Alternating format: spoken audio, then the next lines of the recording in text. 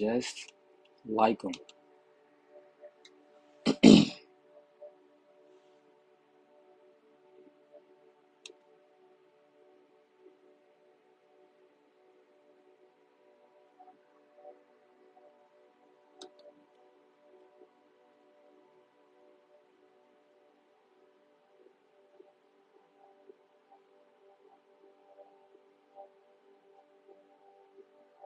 Peace, peace, peace, family, peace.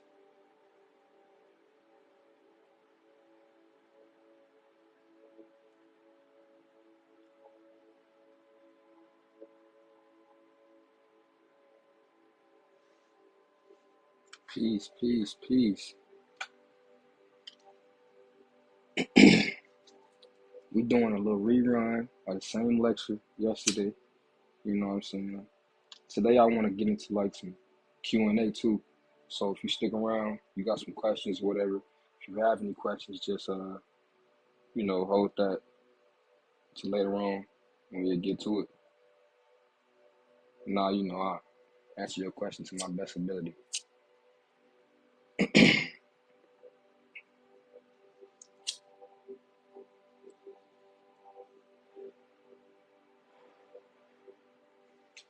Peace, peace, peace.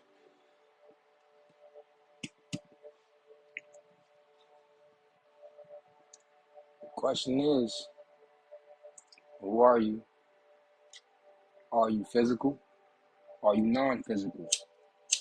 We're gonna go into the mysteries of melanin today. And whether or not that applies to you, it's up to you.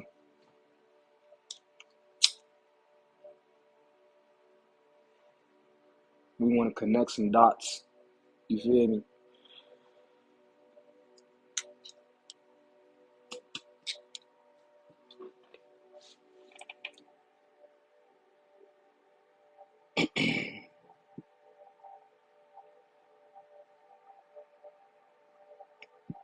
Melanin is a substance in your body that produces hair, eye, and skin pigmentation.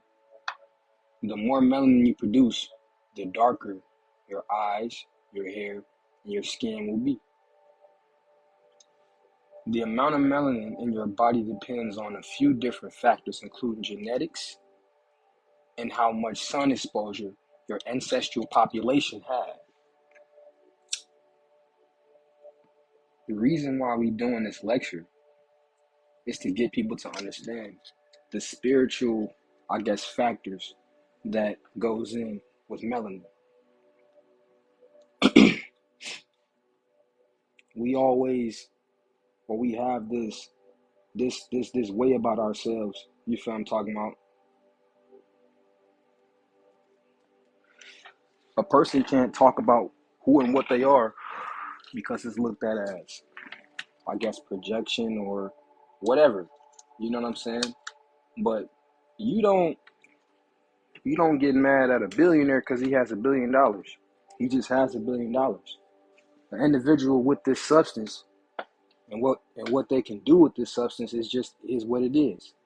You cannot be mad about an individual that's willing to learn, wants to learn, and knows and have some form of self-awareness about this. Quite frankly, everybody has a form of it, but we ain't talking about everybody, we talking about us.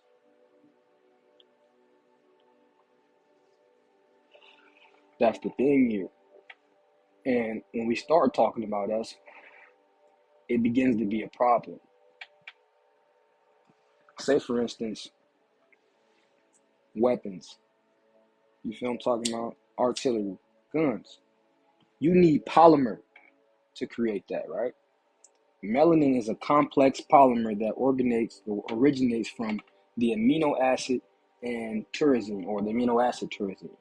Melanin is present in human and animal skin to varying degrees, and is responsible for your unique eye, hair, and skin color. So what they trying to say is the darker you are, right, the more melanin you have. So the darker you are, the more dominant your genes are. You feel what I'm talking about? So all that little, my eye is green, my eye is gray, that's definitely cute. but it's a recessive gene.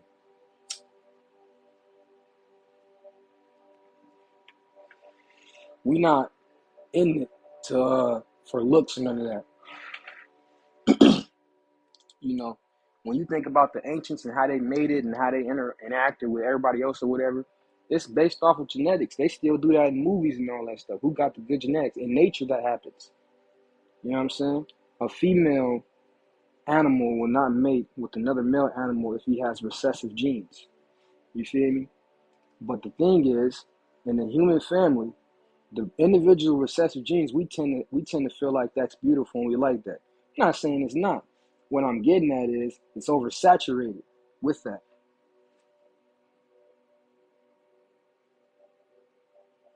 Give me more context, please, for the question. What more context do you want? The question on to, are you physical or are you non-physical? How do you define yourself? You know, when you were a child, no, I'm explaining it to you. When you were a child, we were all told we were human beings, you know what I'm saying? We were babies. Whatever your name is, it's probably not your real name, but let's just say your name was Brian or something. Your parents named you Brian or whatever. But when I ask you who are you? You get what I'm saying? Will you tell me my name is Brian, the name that your parents named you? You know what I'm saying? Or that spark inside of you, the thing that drives you and gives you the will to get up in the morning to do the things you want to do and all of that, or the individual that society has created, because it's a unseen side and it's a hidden seen side to every individual. And the unseen side, we hide that to protect ourselves, and we create egotistical structures, mental structures. You feel what I'm talking about? To project outwardly, and that's not a good or a bad thing. Most individuals live that way. So when I ask an individual, who are you and how do you define yourself? Do you define yourself as a regular human being, or are you something more than that? When you ask somebody that, right, they look at you like you crazy because we've been taught to feel like and think and act like we're something less than what we actually are.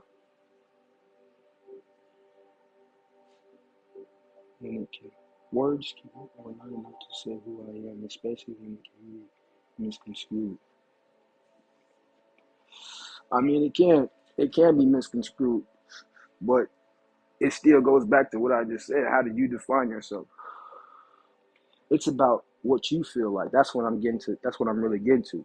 It's not about how I feel. You get what I'm talking about? I could feel like you're a great individual. You could feel like I'm a great individual, but in your mind, you probably think something else. But I have no way to fully express that to you. That's okay. That's not, you know what I'm saying? That's a perfect answer.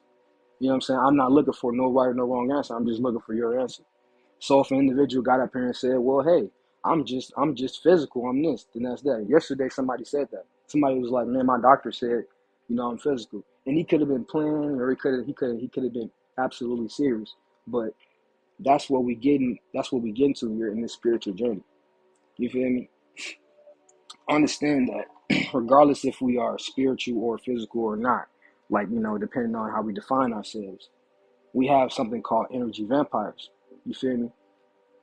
People can just only dwell in the physical reality. You feel me? Talking about as far as the mental state, but they can be drawn to individuals that have that light around them and suck that energy up. So it's it's important to understand who you are and what you are, or at least define that. You feel what I'm saying? And not let society do it for you.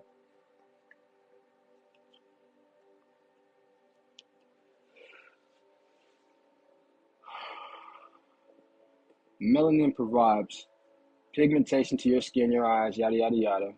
The substance also absorbs harmful ultraviolet radiation and protects your cells from sun damage.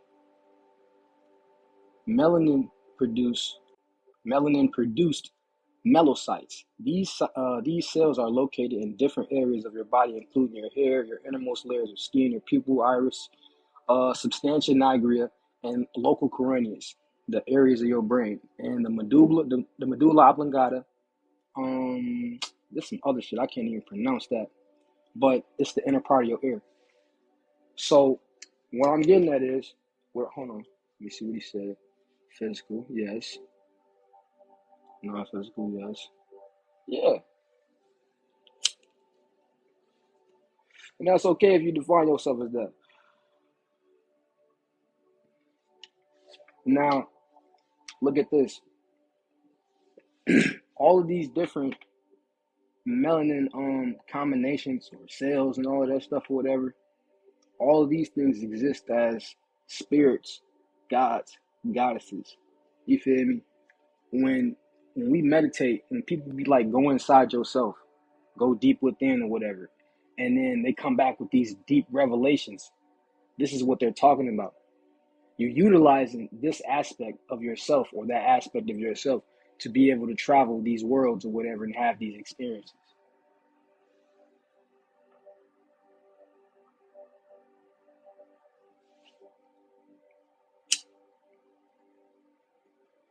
The thing is, right, it's some shit called solar flares, coronal mass ejections. Y'all understand or not understand, but y'all realize and see what's going on with all of that, all of the heat and all of that shit. So we got individuals that's happy about that. We got individuals that's not happy about that. Okay. And then we got individuals. This is what I was saying earlier when I was talking about you can't get mad at what who has. Society tells you melanin. Ooh, and then it just is what it is. It's not just melanin. It's something then melanin. You feel me? What do they say? Melanin is the not the prefix, but the suffix. You feel me? You have eumelanin. If you are darker, you have eumelanin. Eumelanin, there are two types of eumelanin: black, brown. Eumelanin is responsible for dark colors in the skin, eyes, and hair. People with brown and black hair have varying amounts of brown and black eumelanin. When there's no black eumelanin and a small amount of brown eumelanin, it results in blonde hair, pheomelanin. This type of melanin pigment, your lips, nipples, and other pinkish parts of your body. People who have equal parts of eumelanin and pheomelanin have red hair. Now, neuromelanin. Now, I know some people feel like neuromelanin is responsible for the skin. That's what they be talking about. It's actually inside of your brain. And I would feel like that would be obvious because it says neuromelanin inside the name. When we're dealing with neurons, we're dealing with the things inside of your brain. That's what the substantia nigra is. The substantia nigra is the areas inside of your brain. The substantia nigra, though, just means black region or black substance in the brain. And then in your medulla oblongata, which is the rawest form where you create this. Right now, but why is all of this important? The neuromelanin is really what you're utilizing when you're meditating, when you are increasing the DMT inside of your brain, and all of these other hormones that help you out. Okay? But how are you going to be able to withstand the solar radiation that's going on right now, and that's about to be more prevalent as we go into these later months? You feel me? You're supposed to have, not supposed to have, but you have to have eumelanin. Now society gonna tell you you got melanin. And as a melanated being, you're gonna be like, well, I'm cool. Now, if you was cool, why do you feel like it's hot outside? Naturally, you're supposed to be hot in the first place because naturally, the heat, temperature, when the temperatures rise, that's synonymous with your ashe. You feel I'm talking about the energy rising and all that stuff or whatever. So when you want to raise up your energy, it's gonna get hot. But understand that the magic that you have, it exists in your brain and it starts in the mind, in the what is it called? What is that by the three initiates? They say the mind is all. meaning you can learn this, you can learn that.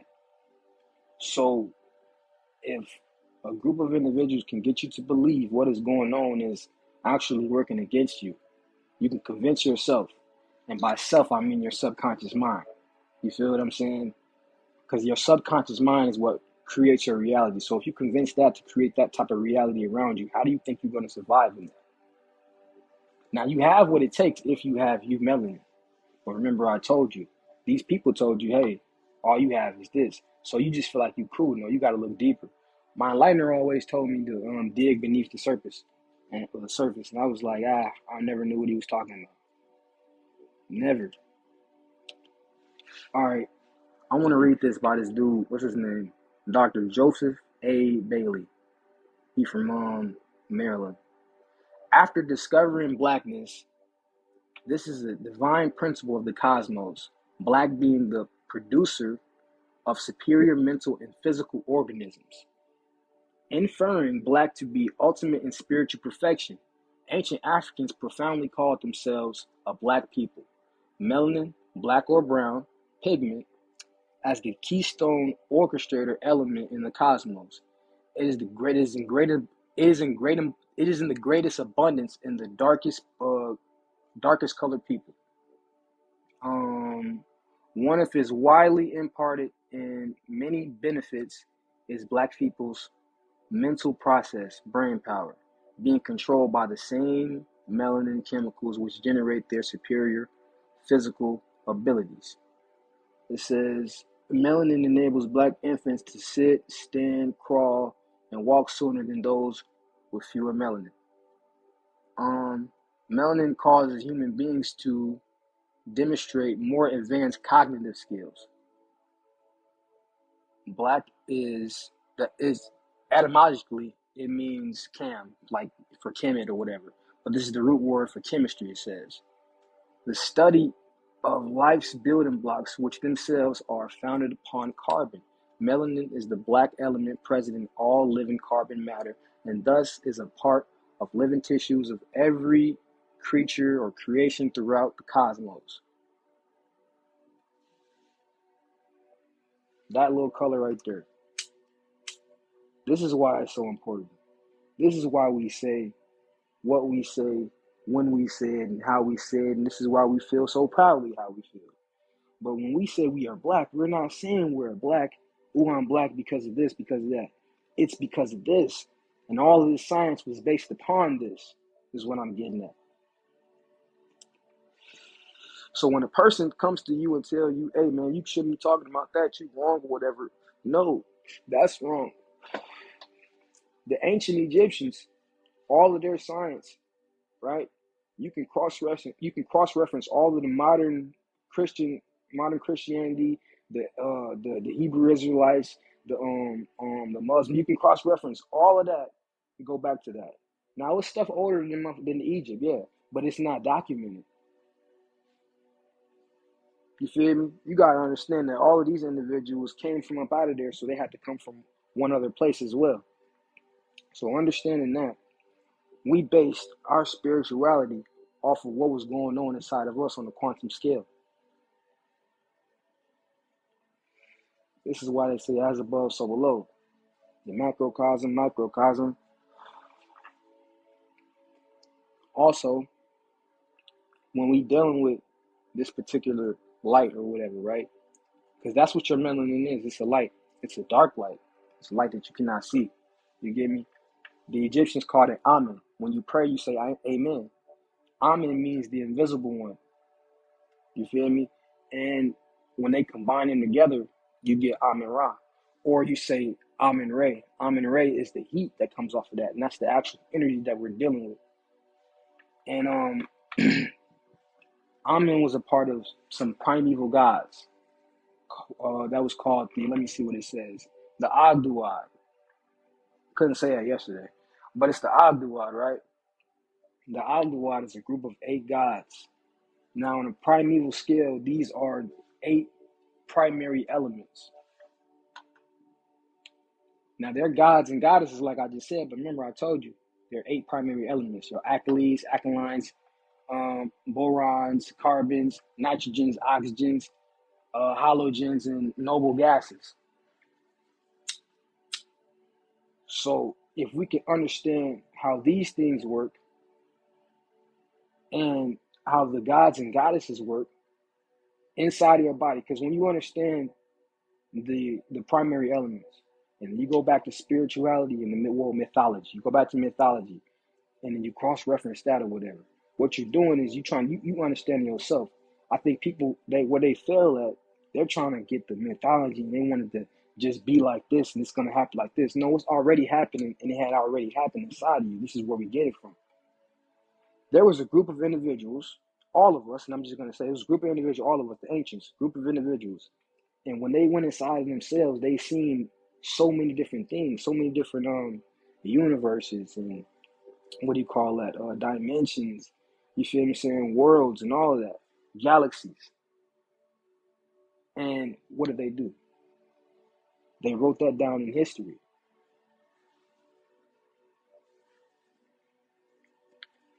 They wrote all that down in history. They understood that we was gonna go through a time like this right now. And you see so many things in history where they talk about sleeping giants and all of that stuff. Where your sleeping giant is your soul. Your soul is going through a particular sleep, a particular dream, and the what you would call reality is a series of dreams projected outwardly from your subconscious mind. So when they're telling you to go within, they're telling you to go deep within your subconscious mind and align your waking life with your dream life. Because there's stuff that's going on inside your dream world that you need to be in contact with and in tune with. You need to be in contact and in tune with that so you can know where to go, how to move, who to talk to, who not to talk to, what to do.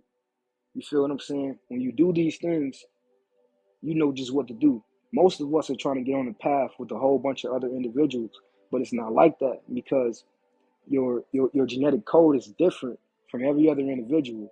So if your genetic blueprint is not the same as this individual, you feel what I'm talking about? How do you expect to get to where you need to go? Mind you, we are all going to the same place. You feel what I'm saying? No, I ain't talking about no heaven. I'm not talking about no hell, but we're going to the same place. We're going to the duat. We're going to the black hole. We're going to the cosmic, what you say, the nine ethers. In the in Gnosticism, nine ether would be the great mother. That's where they get that from. Sophia. They call it Sophia in Greek mythology. Sophia means wisdom. And in the Nation of Islam and in the Nation of Gods on Earth, they call the woman wisdom as well. So Ein Sof, Ein Sofer, Ein Sof, Ein Sofer. That represent the triple stages of darkness. That's nine ether. When we talking about that, all that is, you ready, is an ancient primordial substance that was left over from the primordial worlds. And those primordial worlds, because there were several of them, those primordial worlds still exist inside of us to this day. We have chakras. We have chakras that are emotions and consciousness and everything else that exist as their own worlds within inside of themselves.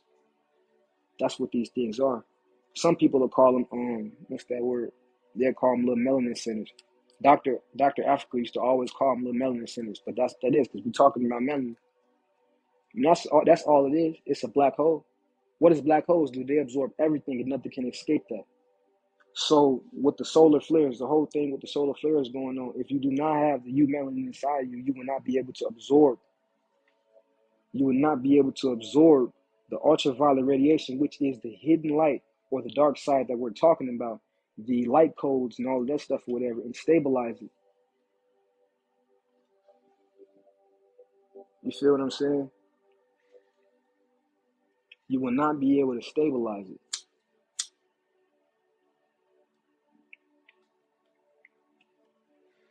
What we can do with this particular melanin, you feel me, is take on a new reality, take on a different evolution.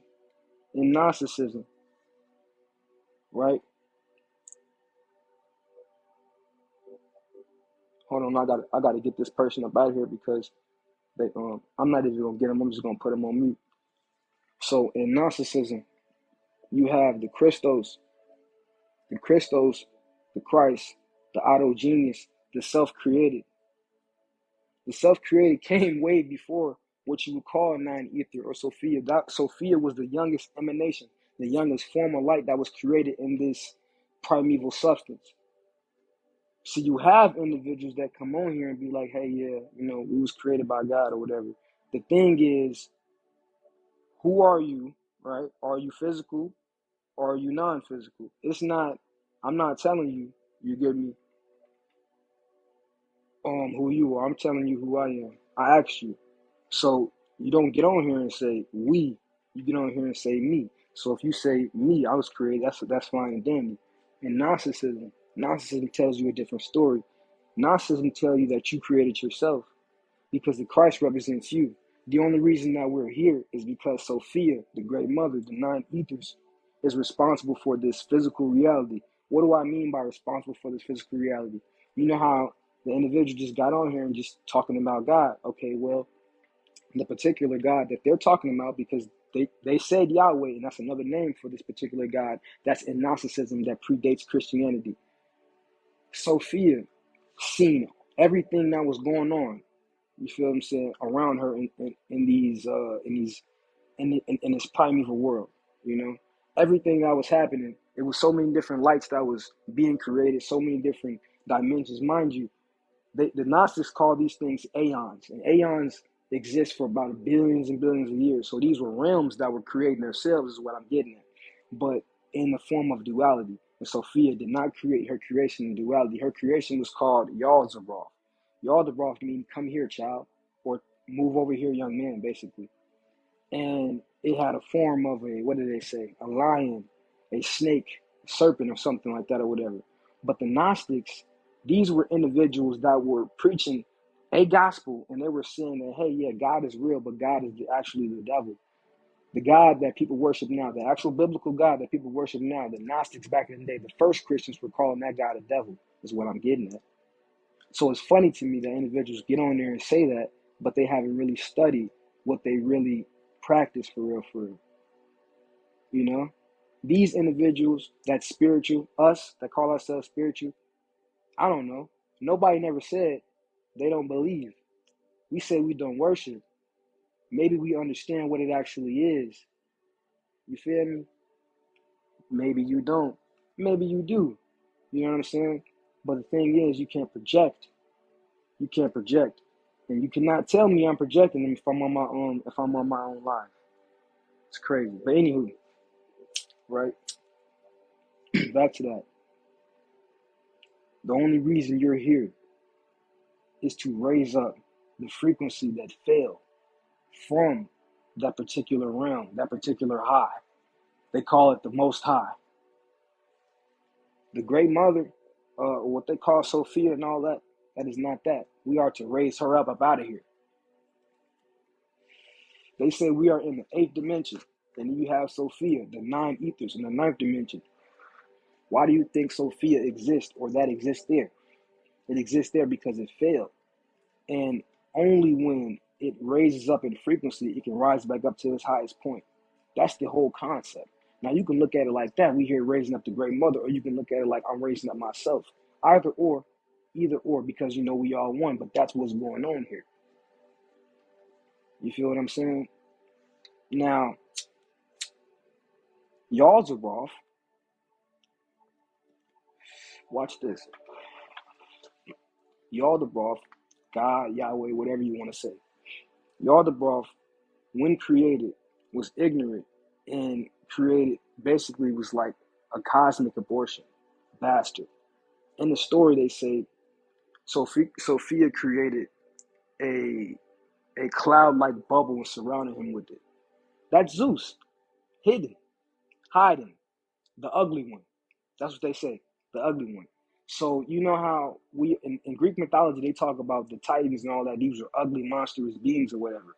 If Sophia hid this being they called the ugly one away from us, then I can only imagine what this thing looked like. it wasn't balanced right. And so because it wasn't balanced right or whatever, it manifested what you would call 12 archons. Mind you, everything trickles down. So when I say 12 archons, something else 12 they have a divine counterpart as well. You get me? So, and this is all in the Gnosticism, the Gnostic Bible. If y'all want this book, just hit me up. So, anyways, right? Yalzabrov, he created out of out of his mindlessness. Out of mindlessness, that's the word they use. Out of mindlessness, ignorance, he created 12 archons. You feel what I'm saying? And these particular 12 archons help him to create the world that we have right now, right? Okay. Now, going back to the Most High and the divine realms, somewhere in, let's say, one of the luminaries, because the Christ or the auto genius, the self-created, came with this own set of 12 or what you would call disciples, but this is where the disciples come from. And but in the Most High, they are called luminaries. They call no, it's not even called the Most High. It's called the pleroma. So it's called the fullness, the all, the everything, which basically. So in one of the luminaries, you had a being called the atom, the Plagiaridamus. The Plagiaridamus is the perfect human. The atom is a light, or it was an aeon, or a thought form inside of the mind of the pleroma. So when Yaldabaoth must have got a vision about this. This is what they say. Yaldabaoth got a vision about this, and when he seen this thing, he wanted to create it for himself. This is where you get that from. This is what they say. But all of the quote unquote the demons and all of that stuff, whatever, is supposed to have a hand in this. If you understand what the demons are, whatever, there's 72 fallen demons. The 72 demons of Goetia, 72 fallen demons or whatever. Then you have 72 divine angels. That's the counterpart. 72 and 72 is 144. Just add 3 zeros on there. I'm telling you, and now you know where I'm going with that. Now, all these particular things supposed to have a hand in creating this physical body or whatever. And if you look up all of the forms of what they actually are, some of them look like men, some of them look like, what do you call that? What's that word? Lions, bears. Some of them have phoenixes, bird wings, and all these things or whatever. They make up pretty much all of the animals in the whole human kingdom, the whole planet that you're living on right now. And then ask yourself another question. When these guys get up here and they be like, yeah, man, we came down here, we created this world, we did all this or whatever, you know what I'm saying? And I'm from this species, I'm from this, I'm from that, from that. It makes you understand better who and what the actual fallen ones were. When we be saying we were the fallen ones, we are the fallen light that came from the Most High. The Most High isn't outer space. It isn't the next dimension, because collectively, all of these different systems are talking about the same thing. And collectively, all of these different systems have a hand in the human anatomy, the original human anatomy. That's what we're talking about. You feel me? The Egyptians wanted you to go to a place called the Duat, the underworld or the other world. And when I say underworld, it's not a world that's under the earth. It's a world away from the earth. But the reason why they call it the underworld is because the way to get to it is the key, the gateway is your subconscious mind, the deepest regions of your mind. Now, physically, we can look at the electromagnetic sphere, and that's what it is. So we have something called the electromagnetic pulse and the electromagnetic sheet.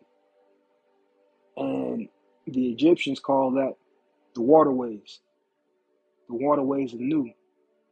And at the Aurora Borealis, where the tree used to be, the reason why you see lights, the green lights coming out of there, it is because the sun is coming inside of the earth. But the sun is coming inside of the earth because that's supposed to be Ra. This is what the Egyptians said. That's supposed to be Ra meeting up with the souls that's leaving and taking them to the Duat. The Duat is, well, Duat means the house of the star. So it's the house of the soul. And that's where Osiris resides. Osiris is supposed to be you, the god of the dead, the god of the perfect black, the blue black god, the god of vegetation. You feel what I'm saying? When we talk about these dead spirits, we're not talking about dead like physically dead. See, because the ancients, not just the Egyptians, all African individuals and melanated individuals or whatever in ancient times, they dealt with their quote unquote deceased.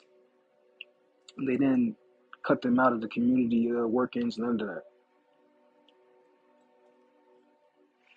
Because they understood the power that it held, an ancestral connection. So, understanding what you are, who you are, what you have, you can better understand your ancestral lineage. You cannot rely on Ancestry.com. Why did I say that? First and foremost, right? Some people will get on here and argue that it's true. Okay, that's fine. But some people will get on here and argue, hey man, I tested a bug. I tested this, I tested that. And then it just came up like that. I tested my dog. And then it just came up from Africa, from this, from that, from that. You really can't trust that. Another thing is, personally, they just sold it. They just sold it to some type of tech company. So that means that tech company owns all of the DNA that everybody sent out. No, I'm not using that. What I'm saying is we're talking about melanin. So if you have melanin, it don't matter how much melanin you have. If you have melanin and you know how to use it, you get what I'm talking about, you can go inside of yourself, go so far back in time and see yourself in a different time. Look through a different version of eyes that you had. You know what I'm saying? And bring about a new reality and a life that you're in right now. Elijah Muhammad always said, you got to know where you came from to know where you're going. You get what I'm saying? And if we just rely on other people to tell us where we came from, you know what I'm talking about, we're only going to go where they want us to go. That sounds like cattle to me. If people allow other people to direct their energy, their ashe, their cattle,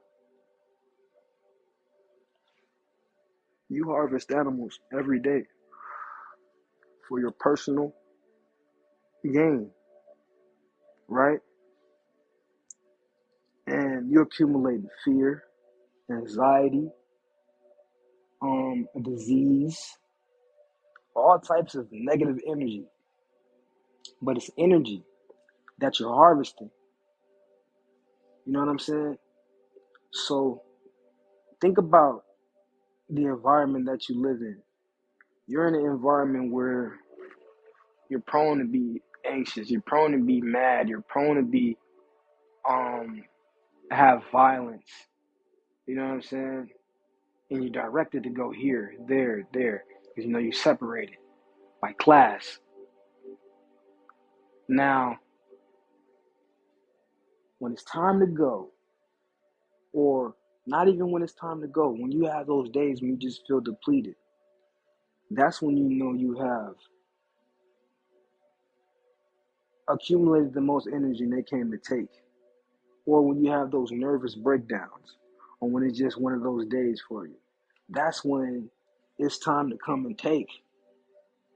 That's when it's time to come and chop, chop, chop, and serve you on a platter. And that goes with anything, because there's multiple things that's feeding on us. Because with this melanin is the most expensive thing on this planet. they're doing so many advertisements on how to make yourself lighter, this, that, and the third. No. And melanin is in a lot of things. But the main thing that it's in is you. So we come up missing. You know, people don't be wanting to hear this type of stuff, but it's reality. But what reality do you live in? Do you live in a reality where you can see that and it's nothing? You don't believe it? Or you live in a reality where it makes you feel some type of way? That don't mean you gotta do nothing, but that shows that you have a soul, that shows you have a spirit. You get me? Most individuals sit around and act like none of this is happening. Like nothing of what I'm talking about is happening at all. But it's been happening for hundreds of years. And the thing is, if you continue to allow yourself to become harvest, what would that say for your generation? What would that say for, yeah, your entire lineage? That's the most important thing. Is not, that's the only way you getting back here. Even though the whole mystery, every mystery system that you can bring up, they're talking about how to get in here and how to get out of here. But let's just say this is based upon you. Let's say you want to stay here. The only way you coming back to this reality is if you have a bloodline to come back to. They're changing it. Think about that, because I got something to do for a second.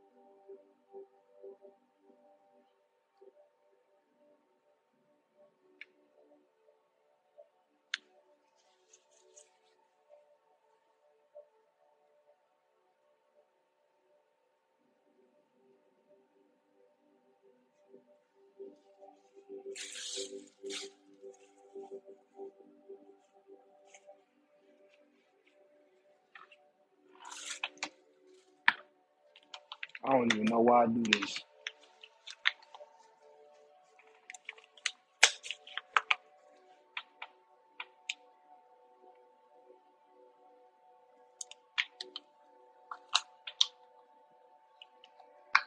I don't think people even really care about helping another individual for real, for real. I think people just want to see who's smarter than who in reality. Is I'm smarter than you? Is you smarter than me? I'm smarter than you. No, you're not smarter than me.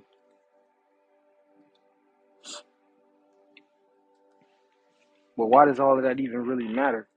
Because is your smarts, that intelligence that you feel like you have or whatever, wherever you learned it from, is it actually truly working for you? Regardless if you learned it from somebody, it only ever matters until you put it to use. So I just be feeling like don't nobody even really care about trying to help nobody for real.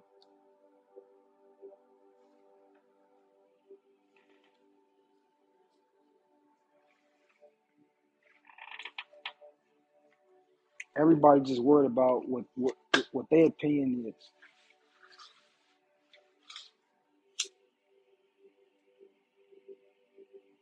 So I don't care about what you talking about. It's only about what I'm talking about. But yeah, in a sense, that's what it is, right? But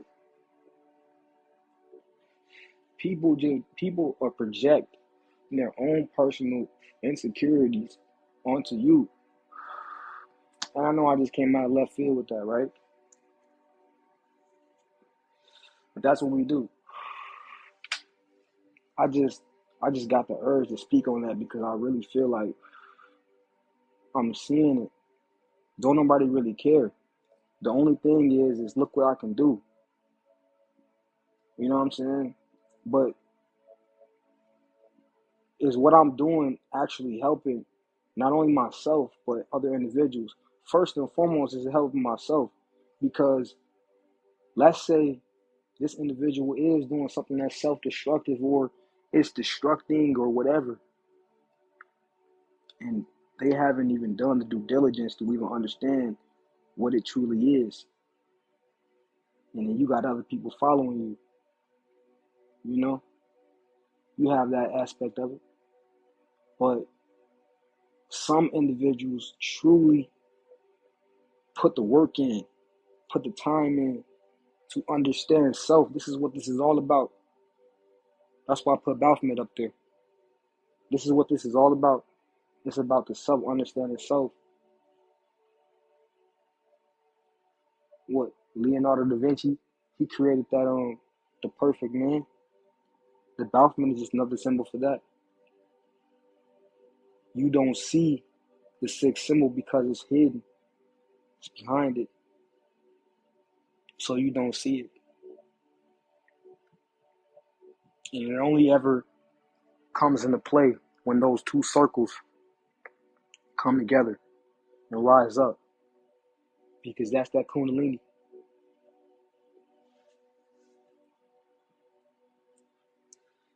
The male or the female or the body is upside down because the head is the actual root. The head is the actual root because your energy projects outwardly from your crown chakra.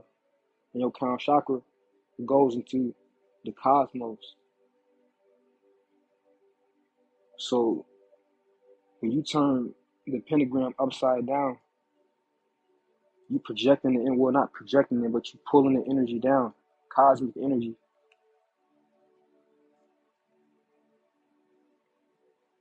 That's all you really doing. But so that's why I brought that up. But other than that, I be feeling like don't nobody care what the next person think or want to talk about. You feel me? Not that it really matters, but this the thing. All people want to do is like speak on, let's say, whatever, you know. I'm smarter than you, you smarter than me, you know what I'm saying? Let's play big bank, take little bank. That's not what it's about. It's about self-preservation, you know what I'm talking about? The cultivation of the soul and what it actually does. I don't know what nobody else's journey is actually doing for them unless you can see it on them. But that's what it's about. It's about showing and proving and living that.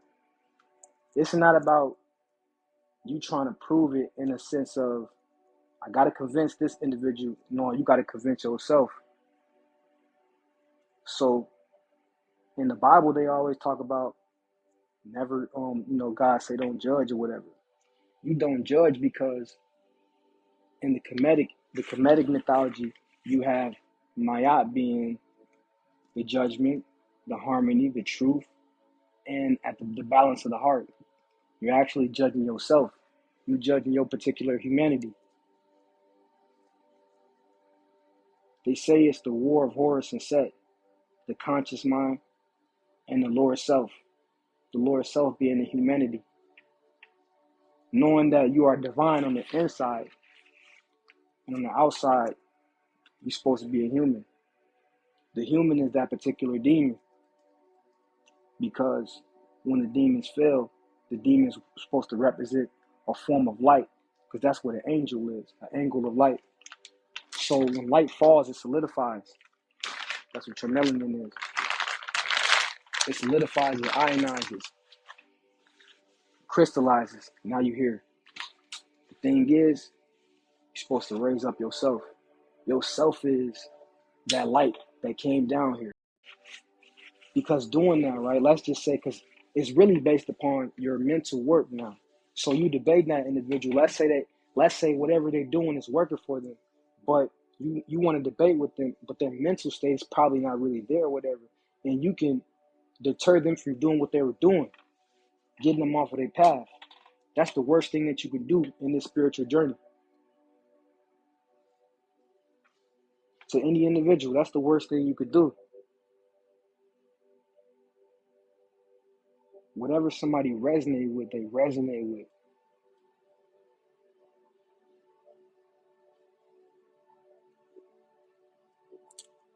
You can't sit around and wait for everybody to jump on the bandwagon that you jumping on. Because the particular bandwagon that you jumping on is not the end all be all. And that goes for everybody. See, everything that we do in life, everything that is in life and a part of life, and this thing that we call creation is a lesson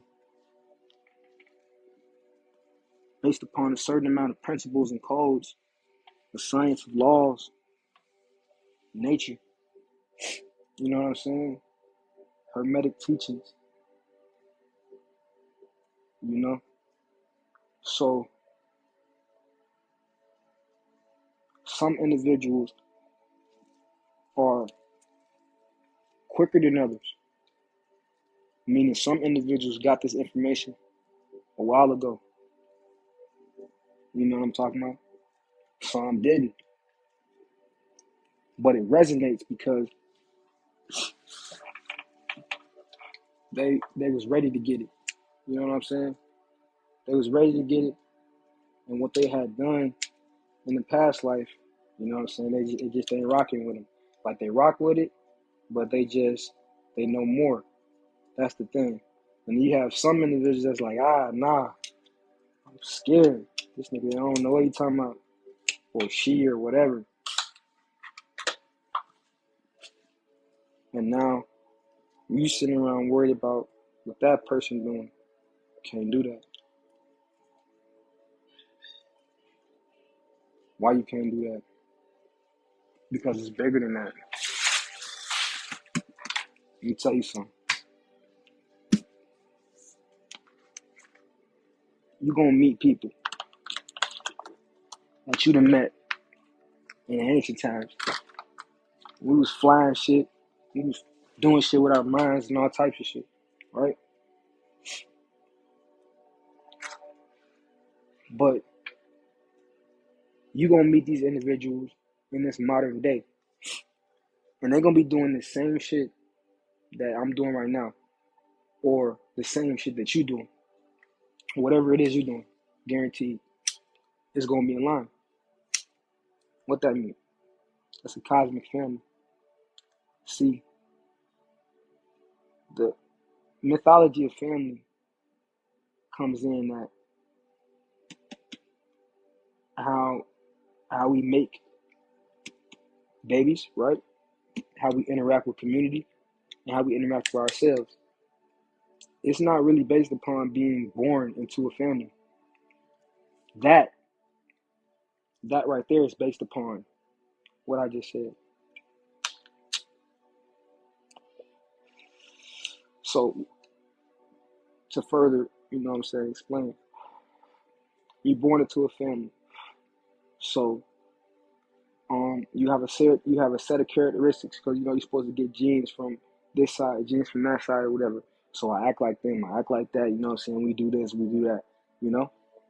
And then you have this cosmic concept of family to where you tap into your DNA. So meaning you figure out your cosmic characteristics, your God characteristics. I'm talking about all of the different shit that you resonate with, and then you figure out, this is why I say on a personal scale about understanding ourselves. You understand who you are, and then you meet other individuals. See, because you don't know everybody in your family. When you first born, right, you can be kept away from everybody in your family. You know what I'm talking about? Your mom can move and you don't know nobody. People don't even know their dad or their mom. The thing is, we start meeting individuals. Then you have that concept of, I know my family, but I don't mess with them, and family is who I make them. That's where that concept comes from.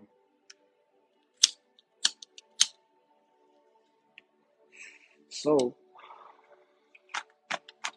you're gonna meet people that resonate highly, highly on your frequency. And that's how you know that they're your cosmic family, your kindred spirits. See, because you're going to have people that resonate with you. They ain't family. They family. That's kinfolk. You feel me? But it's not family. You just going to know. Soul Shine say you just going to know. You're not going to know how you know, but you're just going to know.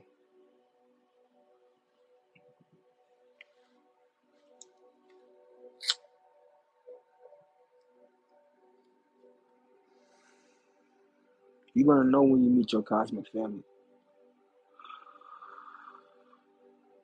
You feel what I'm saying? It's just going to feel just right. And as soon as y'all meet, it's going to be like, man, Joe, I feel like I know these motherfuckers my whole life.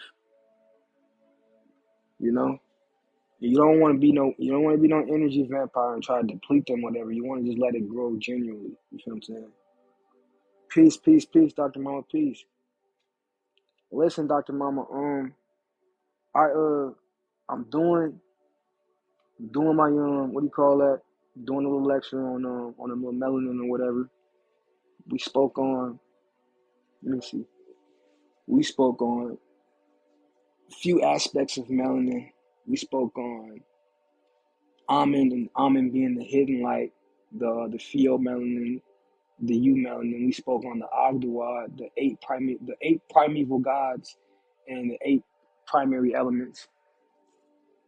Right now, I'm just speaking on how I feel like people don't really care about other people's opinion.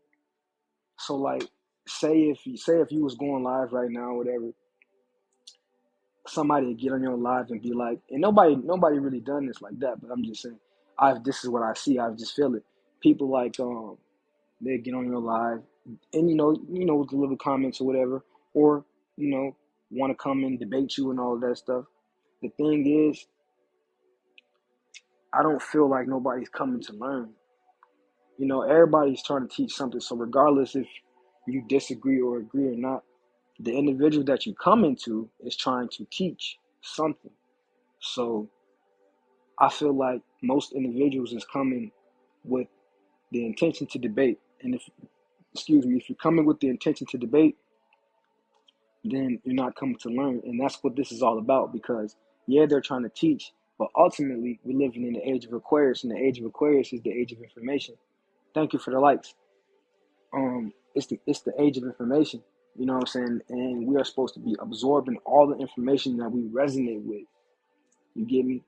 And by doing or by wanting to debate and you know what I'm saying, do things like that or whatever, you would disrupt the process of information, the flow of information that's coming in.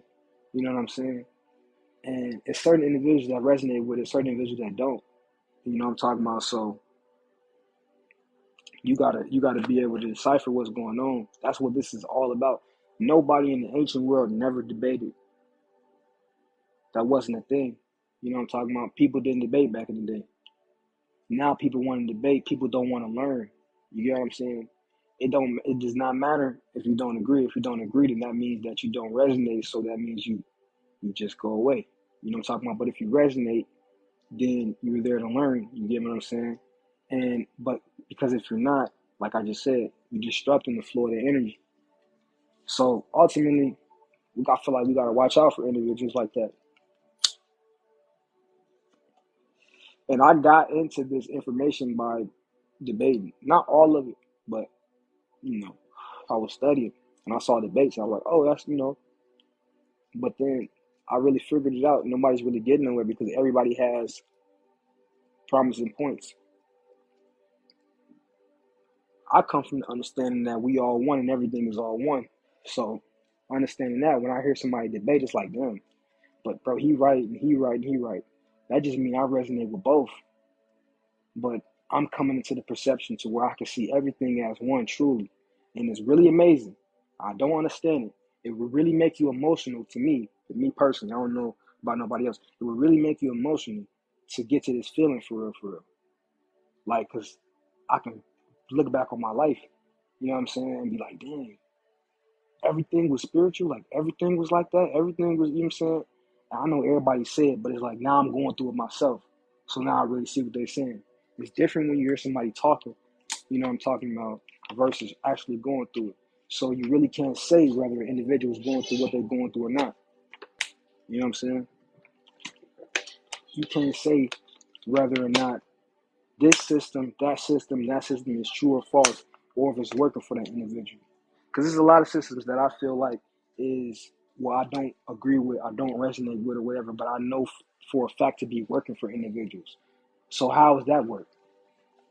That's because they put the time, the due diligence, and all the energy, you feel what I'm talking about, in it to be able to cultivate some form of action or reaction outside of the system that they was dealing with. You know what I'm saying? It's almost like when you want a job and you put in the application. You know what I'm saying? Sometimes we feel like the application just works. You know what I'm saying? But a lot of times is, I really want this job. And you thinking about this job. And you created a reality in this job. You know what I'm talking about? You created a whole, man, I'm gonna work, I'm gonna do this, I'm gonna pay my bills, I'm gonna get this much money, I'm gonna save, I'm gonna do all this. You see it all in your head, you can feel it. Next thing you know, they calling you up for an application for an interview. Then you got the job, then you own the job. Some individuals be like, man, they working me, they doing this, but you forgot about what you was finna do. You know what I'm saying? So it's so much work that individuals do put in when they actually doing what they doing. Some people, you know what I'm talking about, are just born into it. Now I can explain that by gangs. You know, being a young black man from Illinois, right? When you grow up in the hood, right, most of these dudes are not really in the gang for real, for real. Being a gang member, formal gang member, I'm retired. Being a former gang member, real, at 14, right? I was able to because before that, when I was like 13 gang bang or 12 gang bang, I wasn't real. I was like everybody else. But when I really got the blessing, I'm like, oh, these guys are not real, because I was asking them questions that a real individual would ask. It's almost like when you dealing with the Orisha, and you like, what's your dua? What's your lineage? You feel what I'm saying? You know what questions to ask, and nobody know because I'm from this hood, so this is what I am. Then you have that. You have individuals say, well, I grew up a Baptist. That's why earlier the picture say, who are you? Do you let society define you, your family, the people around you, or do you define yourself? You know what I'm talking about? So just because You was born into this. What particular relationship do you have? Because let's say you was born in a system that dealt with 12 different gods, right? And your whole family is eating off this. Mind you, the spirits will definitely hook you up if you do what they say, for sure, for sure. I know that for sure. The systems work. This is the thing. What I'm talking about is the duality of it, the other side of it. So when I'm talking about the other side of it, I'm saying put yourself at peer with these entities. So it's not going to be no, oh, I got to do this, I got to do this, I got to do this. It's whatever I need is going to get done because I'm utilizing the energy for what it really is. If it's this, if it's love and compassion or whatever I'm trying to access or whatever, I'm going to tap into Oshun. You feel what I'm talking about? If I need to get something done, I need to go to work, like get a job or something like that or whatever. I need some expansion. I'ma deal with Ogun. I got some problems at my job or whatever. I need some warrior energy. I'm gonna deal with Shango. Before all of that, when I need to open the doors, I'm gonna deal with Eshu, Legba, Papa Legba, Elegba, Alegbera. You feel what I'm talking about? I'm gonna deal with that energy. What that energy is what it is right there. The love, the expansion, the opening of the doors, and it's many more that these energies represent. The reason why we say gods and goddesses or whatever is because we put personalities on them so you can have an easier way to access them. So now these things have a personality. You can access it now. Love, expansion, with all those things I just said, and there's many more, like I said. It's complex. We'd be talking about it for hours, but if you define it in one person, it's easy. But know that it's complex. So that's why this God is that God as well. You can cross-reference that to that, to that, to that, to that. You feel what I'm saying? Because it gets way deeper. Now, also, these energies have their own particular consciousness. Because, I just said the love and all that stuff too. Some of these guys represent forces of nature. Forces of nature that exist inside of you, that's so you can control and manipulate. But if you didn't control and just allow them to go willy-nilly, what do you think will be happening? You have individuals in the ancient time that would put out offerings and all that stuff wherever to get the rain and do all that stuff or whatever. Now we're saying right now, we're coming into a time to where you can bring that on yourself. Personification of the energies and forces. Yes. But that's what it's about. That's why in the ancient voodoo and in the voodoo and the Santeria and all of that, that's why they invoke the spirits. Evoking the spirits is like communicating with them, calling upon them. Invoking the spirits is calling upon the spirits inside of you to it's like a semi, what do you call that? It's like a semi-possession. And they take control over you or whatever. And when that happens, you get visions. You get visions of, what to do, how to do it. You know what I'm talking about? And afterwards, right? You still take on the characteristics of that energy. After dealing with it for so long, you know what I'm saying? But you pick up the energy. You know what I'm saying? It's almost like going into a job and picking up a new trade. You get me? So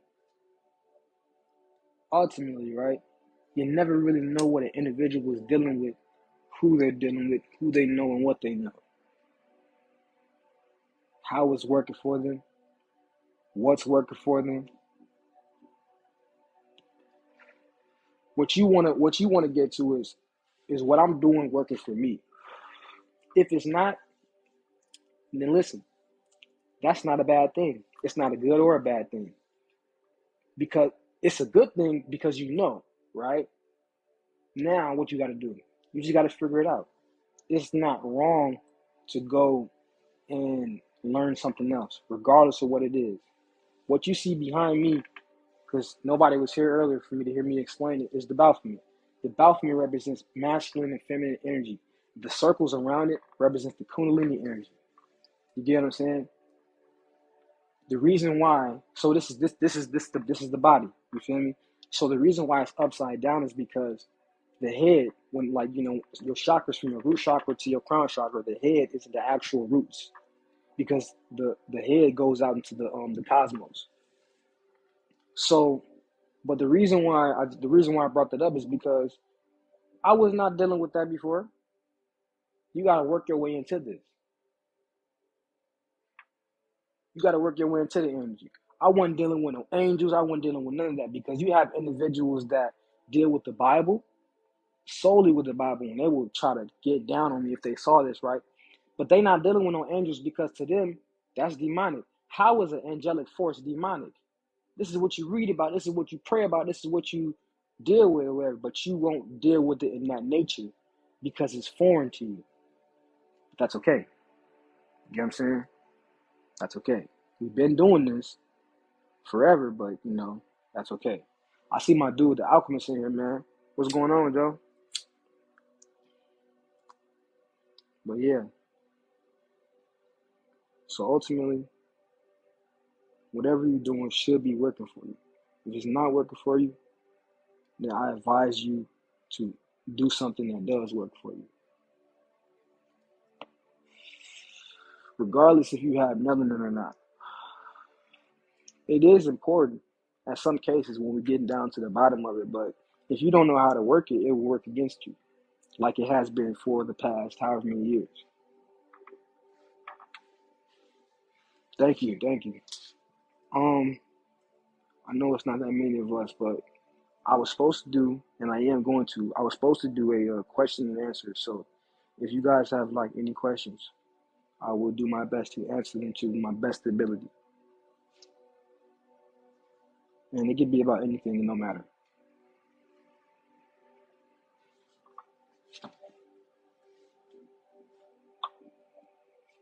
I plan on going live again today.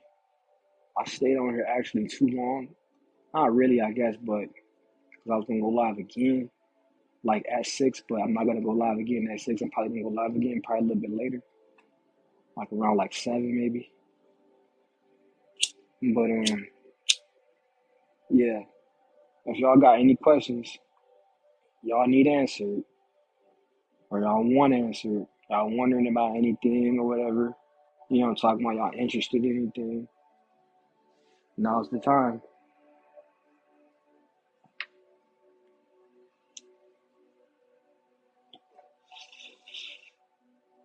Man,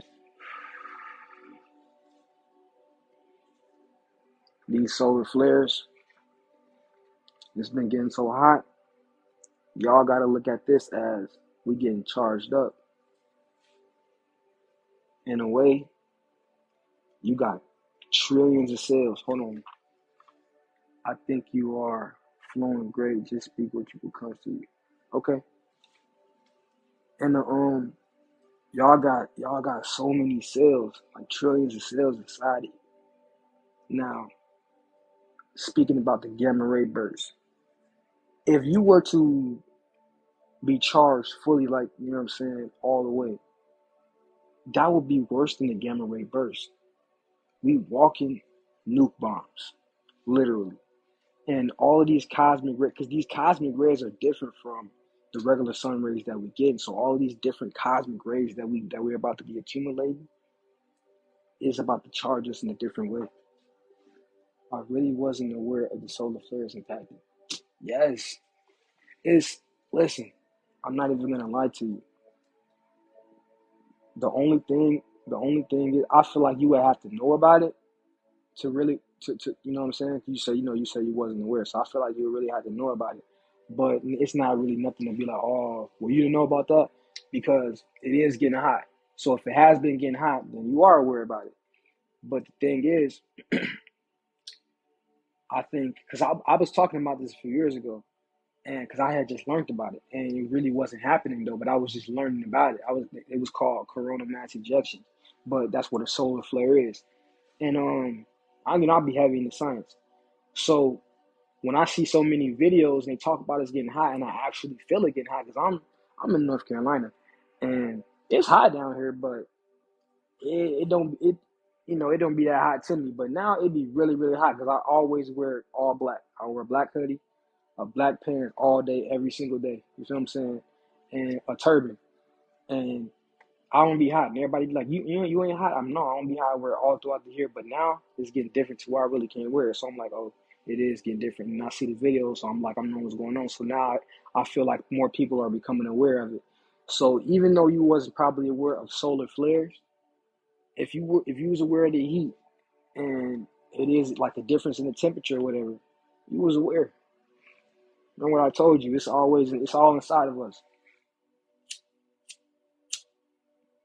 You feel what I'm saying? It's a universal law that Soul Sean always talk about. They gotta tell you what's going on. If somebody's gonna be doing any type of magic on you, a ritual, whatever, a spell on you, spell casting, they have to tell you what's going on so they don't reap retribution. If they don't get all the karma or whatever, if if I don't tell you, you know what I'm saying, and I get down on you, then I reap karma. But if I do tell you, regardless if you know or not, see, and that's why they say you gotta read things, you gotta look between lines, you got this, you got that. It'd be subliminals and all that stuff or whatever, because they telling you. And all they put it in their movies, they do all this. Why you think they're doing that? You feel what I'm saying? My sons were wearing hoodies too, and they came out of them. Yeah, yeah, that heat. And we shouldn't be running from that. We shouldn't be running from it. We should be running to it because it's here for us. You know what I'm saying? Bobby Hemming was always talking about these spiritual motherships coming or whatever. And you got the other individuals that were telling you about the physical ones or whatever. Well, these spiritual ones was what Bobby was talking about, these alchemical things that was happening inside of us, you know, these different gods and goddesses, these different gases, these different elements or whatever, that we're raising up inside of us. And since we're raising up that inside of us, as above, so below, when we bring that about here, it comes about. You know what I'm saying? Y'all think that y'all think that light that was flying, that little light ball of light that was flying throughout the South? I think it flew across Louisiana, Arkansas, Memphis, maybe Texas or whatever. And it was dark when it flew across the sky. So when it flew across the sky, it looked like it was not nighttime, but the daytime. Let me see if I can try to pull up a video of that. If I can, maybe, I don't know, because it was a TikTok video, but I'm on a computer, and yeah, I know I can get TikTok on a computer. But listen, I'm like an old guy. You feel me? I don't have time. And y'all probably gonna be thinking, man, he probably old for real. Nah, man. Hold on real quick. Let me type this in.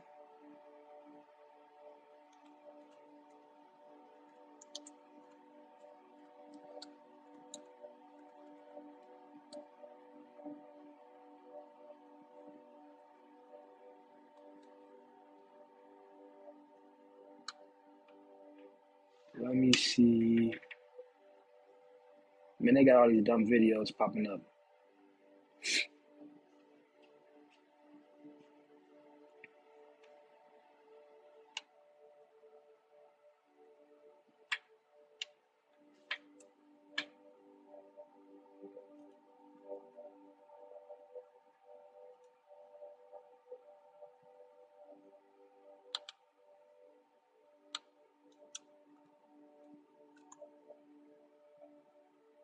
See, it's a video that I've seen before, but this I haven't.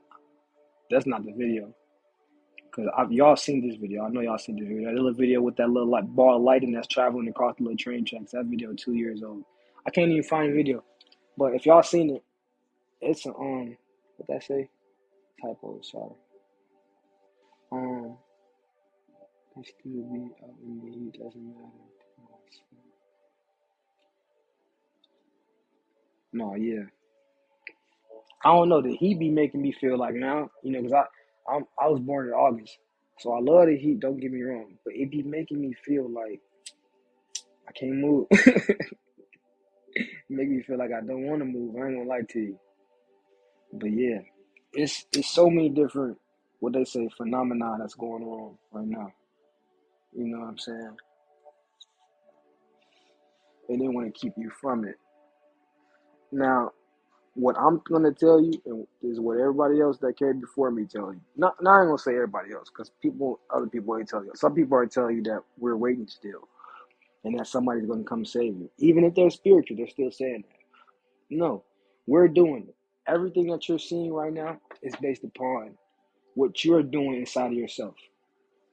So when you go on the news and you hear about they call them UAPs now, but the UFOs and all that stuff that you're seeing or whatever, and these different creatures and all that stuff or whatever, is because you've been contacting these creatures.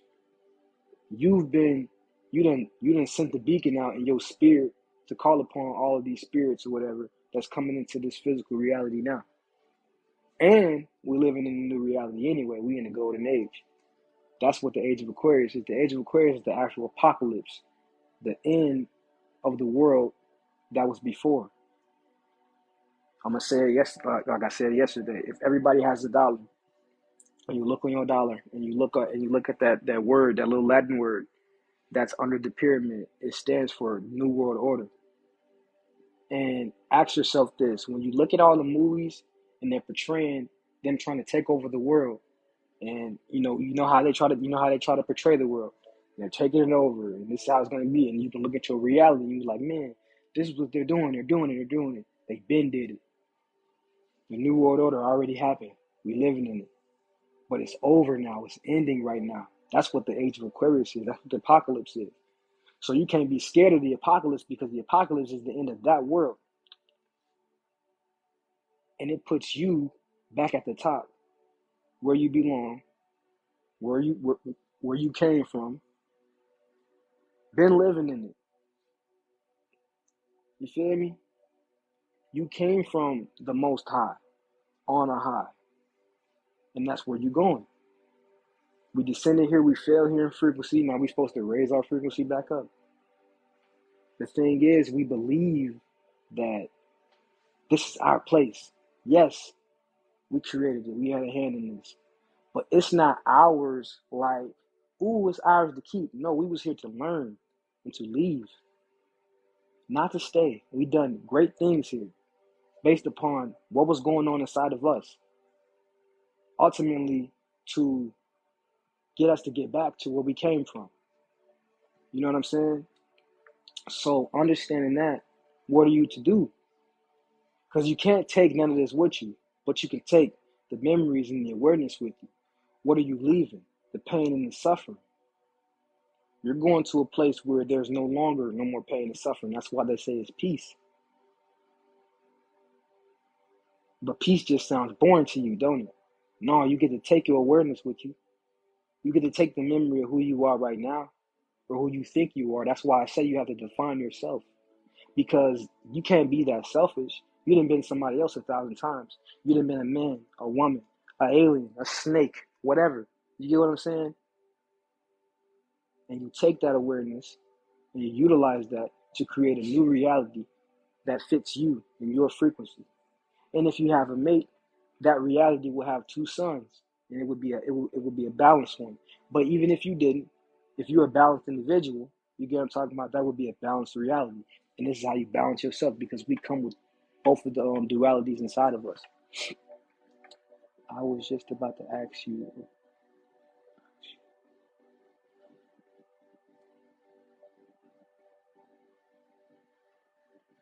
Clarity?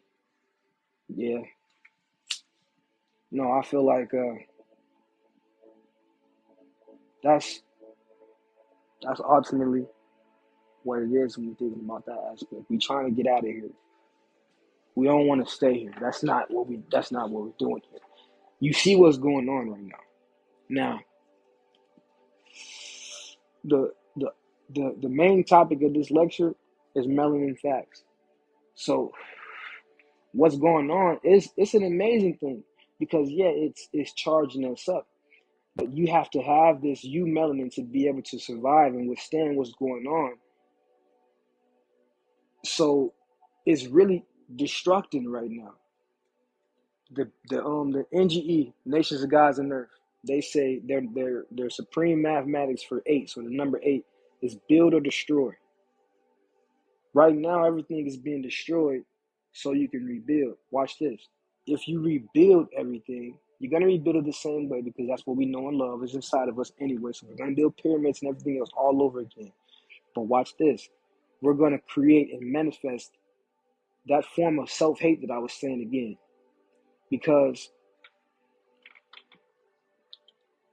when you, as a black man, as a black woman, when you walk down the street, first, let me say this. As a black man, when you walk down the street and you see another black man, we always size each other up. Knock this nigga out. You feel what I'm saying? Why do we do that? We don't even know each other. First and foremost, we do know each other, right? Because we are related. But why do we do that? Self-hate. Females. I don't want to kick it with another female because I don't like females. You know, what y'all be saying, bitches be shiesty or whatever. Self-hate. That's all that is. That self-hate manifested itself outside of us. Now we facing that. And that form of self-hate is trying to raise itself up because now it's got its own reality that exists outside of us. And we feel like we got to be in competition with that. We don't have to be in competition with that because we got something called the law of rhythm. So everything that happens one way will happen the other way. And it will continue to do that. The objective is to find the fine line between the two. You feel what I'm saying? And gateway yourself up out of here. The ego wants to stay. The ego definitely wants to say, when you're going through an ego death, which I have went through ego death, and it's not pleasant, but I will do it again because I feel like you need that. If you're going to be living this life, you need it. The ego is the only thing that really dies. But ego death, the only way I can explain it to you is this right here. The sense of self, what you feel like is you, is going to die off. And when you release it, when you let it go, because you can't fight it. When you can, that's going to be the worst part. But when you let it go, then the true spirit rises up. And that's when people be having them I feel like I was just connected to the universe and I saw all these geographic shapes and all that stuff or whatever. See, everybody has those experiences or whatever. But if you study and meditate and do all that and then do it, your experience will be different. You know what I'm talking about? You will truly be in a whole different reality for real, for real. That's what my experience was. No, it wasn't like nothing crazy, but I really was in a different reality. And it was like a Hellenistic reality. And that taught me a lot about myself. So the ego is your humanity that you're fighting. The ego wants to stay. You know, yesterday I was talking about how the ego is created here, it's cultivated here. When you're a child, you don't know, I'm not going to touch that fire. I'm going to touch that fire because it looks nice and pretty. And when you touch it, the pain that you feel from that, oh, what? That's burns. Now, this thing in the back of your head is saying, do not touch that no more. We ain't going to do that. And you trust it because it protects you. You feel what I'm talking about? But watch this. When you start to tap into these new mythologies and these hidden teachings and all of that stuff or whatever, right?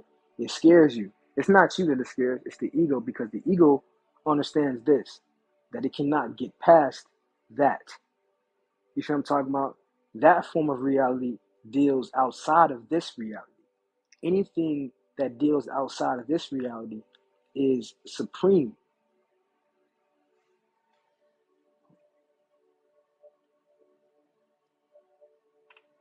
The teachers, they definitely plant that shit inside you. The thing is, the true teacher is the man and the woman, the mother and the father. You know, you want to teach your child something, not something. You want to teach your child about life. When somebody gets up here, not just me, everybody that's teaching about their spiritual journey. When somebody gets up here, they're speaking about life, because supposedly you're supposed to be what a metaphysician does, when they talk about metaphysics, that's what occultism is. They tell you metaphysics because metaphysics will keep you sitting right there listening to them, but occultism will make you run because you don't know what occultism is. But occultism is dealing with the unseen, the hidden knowledge. Metaphysics is dealing with beyond the physical reality. It's the same thing. So, but a metaphysician will go to college and study everything that we're talking about right now in a science form, though, and base it upon the books and say that it's real. An occultist will do what you're doing, meditate, study, what I'm talking about, exercise your brain, do when you tapping into telekinesis, clairaudience, clairvoyance, stuff like that or whatever, and base it upon that, your experience, and it's real like that. And you have individuals that can, let's say, break the reality of other individuals. That's based upon the ashe that you have accumulated. So it's never really based upon is it real or not. It's based upon is it real to you. If you convinced yourself, see, you have to break down your own reality and restructure your own reality. But by doing that, you have probably exercised so many different aspects of your mind or whatever to get to that point. So think about how much ashe you have accumulated. Ashe means power, chi, prana, mana, energy.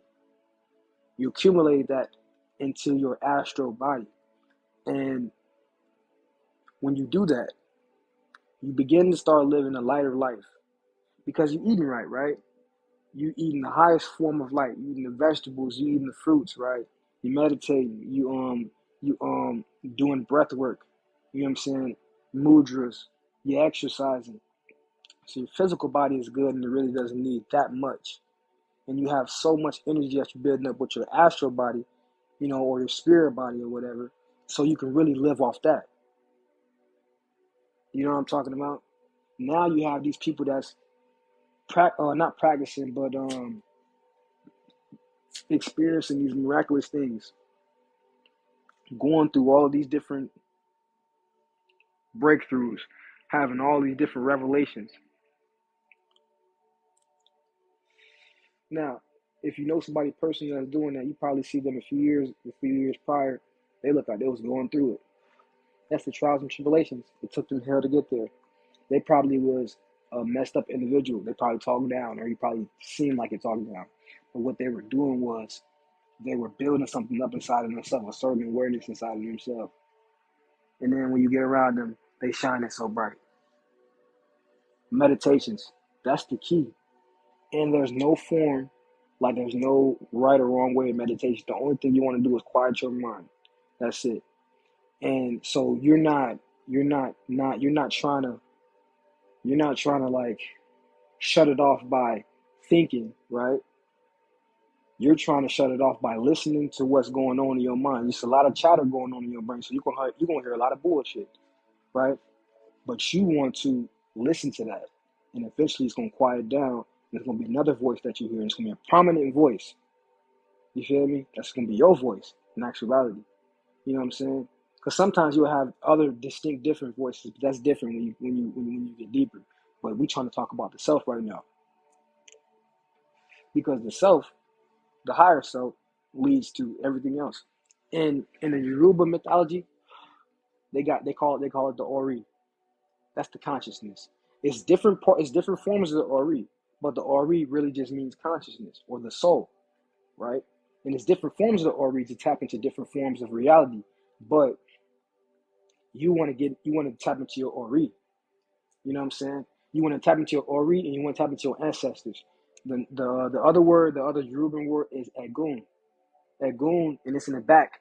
Earlier I was talking about your medulla oblongata. You got your Egun, that's your ancestors. You feel me?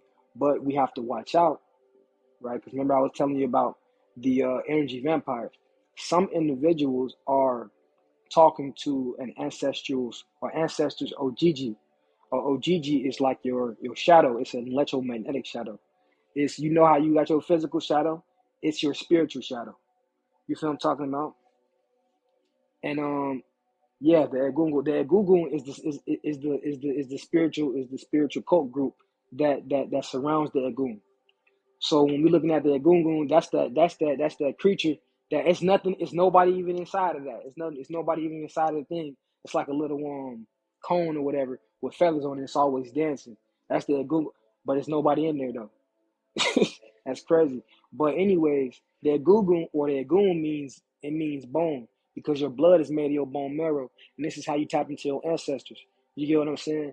So, but we have to understand which ancestor we're talking to. You know what I'm talking about? Because, like I said, we could be talking to the OGG, and the OGG is the shadow, and they could just be wanting some Ashe to get back to their source, their soul. You feel me? So we gotta know who we're talking to, know who we're dealing with, and all that stuff. So it's important to deal with your soul, your ori, your consciousness, your higher self first before dealing with anything, and then you deal with your ancestors because that links you here because we are in the physical world. You know what I'm talking about? Even though we're trying to get up out of here, but you got to think about how many ancestors are still stuck here in the ancestral plane. Most people are trying to get there. I want to go to the ancestral plane. You can go there just by thinking about it. Go meditate on it. But you don't have to be there and be stuck there and be trapped there. It is an actual dimension within these dimensions that's still a matrix. You know what I'm talking about? It's just more higher than this. So yeah, of course you would want to live there and exist there more than you want here. But if you understand just how vast and complex you actually are, you want to be you want to be that selfish to yourself. You know what I'm talking about? There's so many different things that we could do. There's so many different sides to ourselves. You know what I'm saying? And the thing is, I'm gonna tell you always, like I don't know everything, right? I'm not gonna tell you you don't know. I'm gonna tell you I don't know everything, but that's the beauty of it. And that tells me that we are so complex. It's just many more things to understand. In the what do you call that? In the Emerald Tablets of Tahuti or Thoth, he talks about how he travels the halls of Amenti. The halls of Amenti is the Duat or the underworld. So it's this place in the electromagnetic sphere. You just say that. So it's not under the earth. It's around the earth, away from the earth. It's all about it. But it's in the electromagnetic sphere. So you exist in this place as particles, basically. You know what I'm talking about?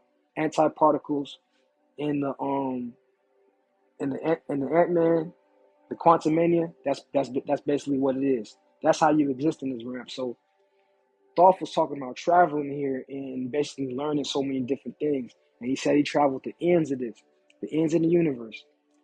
And he said he still learned more revelations in the hearts of men. So what that means is when we go in deep inside of ourselves, we find way more revelations than there is to learn when you're studying the physical world.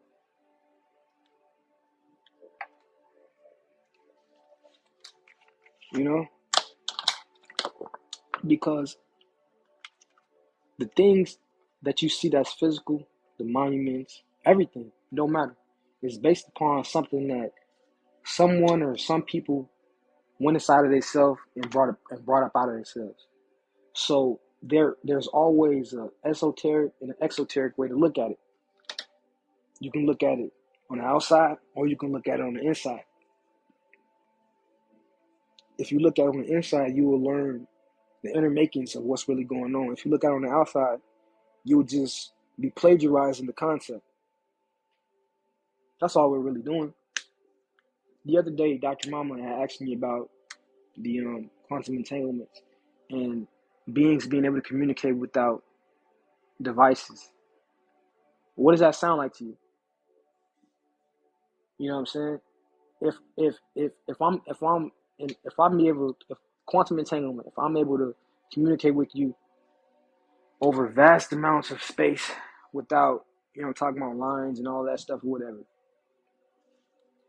That's the cell phones, internet, and all the other extra stuff. It's copying. In the movie, Not at the Museum, he got this golden tablet, right? We had golden tablets in Egypt. We had golden tablets in Egypt. And we just look at it and like, oh, it's just some what do you call that? It's just some Egyptian tablets or some what's the word? Some little papyrus or whatever. But it looked like the same thing in the movies. It looked like the same thing in the movies to me. Hold on.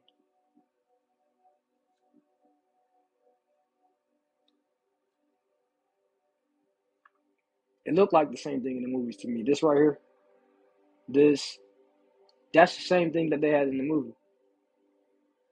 Now, I know gold and all the other elements that they had was conductive, meaning you can have electricity and all the other stuff, right? So ask yourself, did they really have this technology for real, for real? Are we really plagiarizing just the concepts of the old? And if we are, what's going to happen in the future? Because what happened in the past? So the thing is, we got to create a new reality, taking out all of the stuff, leaving all of the suffering, like I just said, and creating something new. It's not going to be a new reality where we all people, and I'm going to see my other people again or whatever. You may do because you have the ability to travel. The thing is, you want your own world. When you in your house, when you buy a house, that's your own space. Or wherever you at, and you feel that. But think about it like this. Think about it like you on Earth and there's nobody here. Like you in a dream. There's nobody here, it's just you. But you can do whatever you want to do. If you didn't like this, you could change it just with one thought. That's where you're going.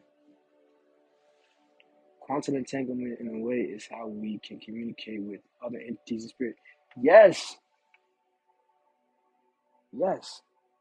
But like I was saying the other day about that, I feel like going in deeper with that, Dr. Mama, I feel like you have to have some form of connection. You know what I'm saying? Like, Dr. Mama, I'm going to tell you, you so powerful, right? See, listen, I ain't even going to tell you, but I know who you is, Dr. Mama. I know who you is. Now, I ain't saying nothing crazy, but Dr. Mama, you somebody like, and you probably know. Well, I'm saying I know, right? I'm saying I know just off of your presence now, but I'm aware of it. You know, that's the thing. And I had to be aware of myself and who I am, whatever, to be able to sense that. See, because it would have just probably been something negative. Why do I say that? Because most people get around me and sense something negative or whatever. But this, I don't give a damn. You want to know why? Because little babies, they always want to give me hugs. I'll be like, get on my face. You know what I'm saying? I got to save it for my children when I have them.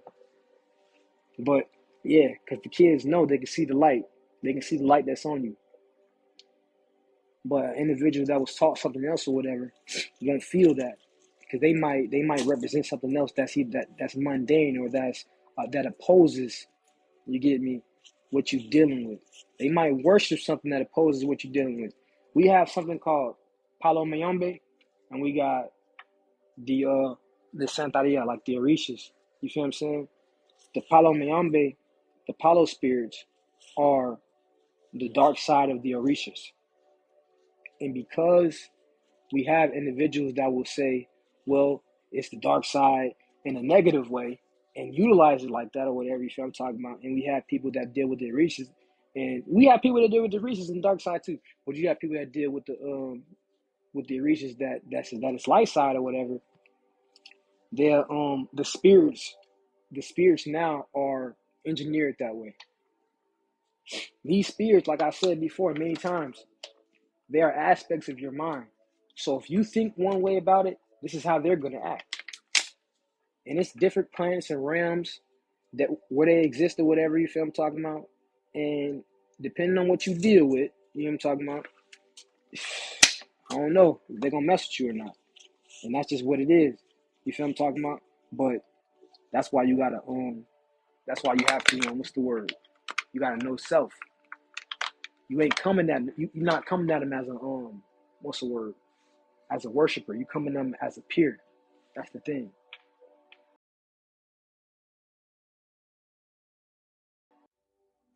Hey, let me know if y'all can hear me.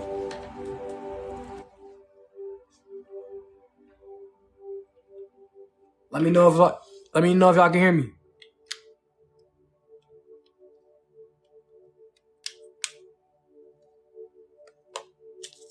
We good? All right. Yeah, you gotta come to him as a peer. You not sheep, you not being harvested no more. Y'all wasn't here earlier, but I was talking about us being harvested. You feel me? We eating all these animals and all that stuff, even the plants, but I'm saying that's the highest point. But we eating all these animals or whatever and all that. But what do? You herd them to this place or that place or whatever. They got so much fear, they be aggressive, anxiety, all that stuff, whatever. You consume all of that. We consume all of that. When you look, hey, we eat animals for protein, right? When you look up proteins, right, it's the amino acids. You get what I'm saying? The amino acids is created by plants with all the primary elements inside of them. That's why the animals eat them. You know what I'm saying? So we trying to get they just added proteins in there. We eat proteins, but we just getting the what do you call that? The recycled protein, but it's actually the amino acids that we really want. That's why the animals is eating the plants. That's where they get their protein from. The animals don't have protein inside of them. So what I'm getting at is we herding them, you know what I'm saying, for all of this stuff, and we eating them, and we putting all this stuff inside of us. Now watch this. When you go to work, when you go to the hospital, when you go to school, when you go to the doctor, when you I just said that, when you go to the store, church, whatever, you feel what I'm saying? You feel something when you go there. You feel a certain way, you feel energy everywhere you go. Some places you have anxiety, some places you be angry, some places you be happy or whatever. And then at some points in life, you have a breakdown or you feel depleted or whatever. If I'm talking about, that's when you being fed upon.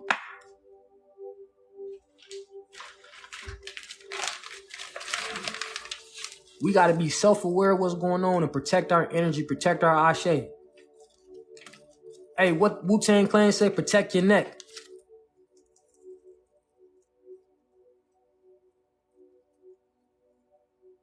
For real. We been had all of this different technology. All the technology you see right now, been had it. You know what I'm saying? And I guarantee you that the technology we have right now is just watered down. It's a watered down version of what we was doing back in the day. So that tells you something as well. That tells you they really don't have the actual technology. They just have a way to mimic it. Because everything mimics what you can do, and what you can do is way better than what's going on here. Why would you want to stay in a place that's mimicking you, right? And you really can't do what you really want to do when you learn about yourself for real, for real.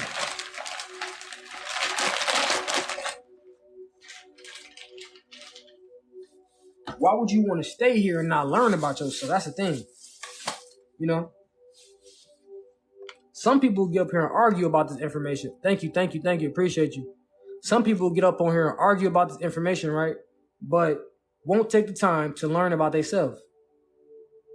How you gonna tell somebody else, but you're not learning about yourself and your own reality? You can't go off of what society says. Society taught you to just go with the flow and just let it be. You know what I'm saying? No. Now you can go with the flow because they will tell you that in the cult, in the spirituality. Just go with the flow, right? But if something don't feel right, you got to get up out of there. That's what it is. People get on here and they see this, right? The Baphomet or whatever, and they get up out of here. Man, I recommend that. If it don't feel right, get up out of there. You know what I'm saying? I used to listen to Bobby Hemmett.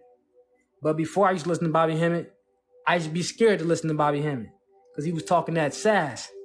He be talking that sass talk, you feel me? That real magic. Like, and he be having a scholarship. And it took me to look inside myself to really understand what was going on. I had a reading that I never had before. Thought I knew what was going on. She say, boy, I'm sensing this, that, and the third. Ooh, I don't know nothing about none of that. You feel me? She get that. You gotta look up this. You gotta look up that. But what she was saying was it was kind of conflicting, because what I was looking up, it was individuals that was presenting it that was conflicting what she was saying. So I'm like nah, I can't mess with that. But my girlfriend at the time, she had bought me this book way before I had to read, and when I read the book, it said a word in there that connected everything to what my reading was talking about. And from that day forward, everything that I studied just started connecting to me. And then I watched the lecture with the great Bobby, and I was like, oh, I get it now. And after that, it just what it was. It's just what it was. But yeah, you know what I'm saying? So I put that there for two reasons. First and foremost, I understand what it is, you know what I'm saying? I can channel the energy from that, right? Second, right, it keeps the people out that doesn't want to learn, that just want to argue. You get me?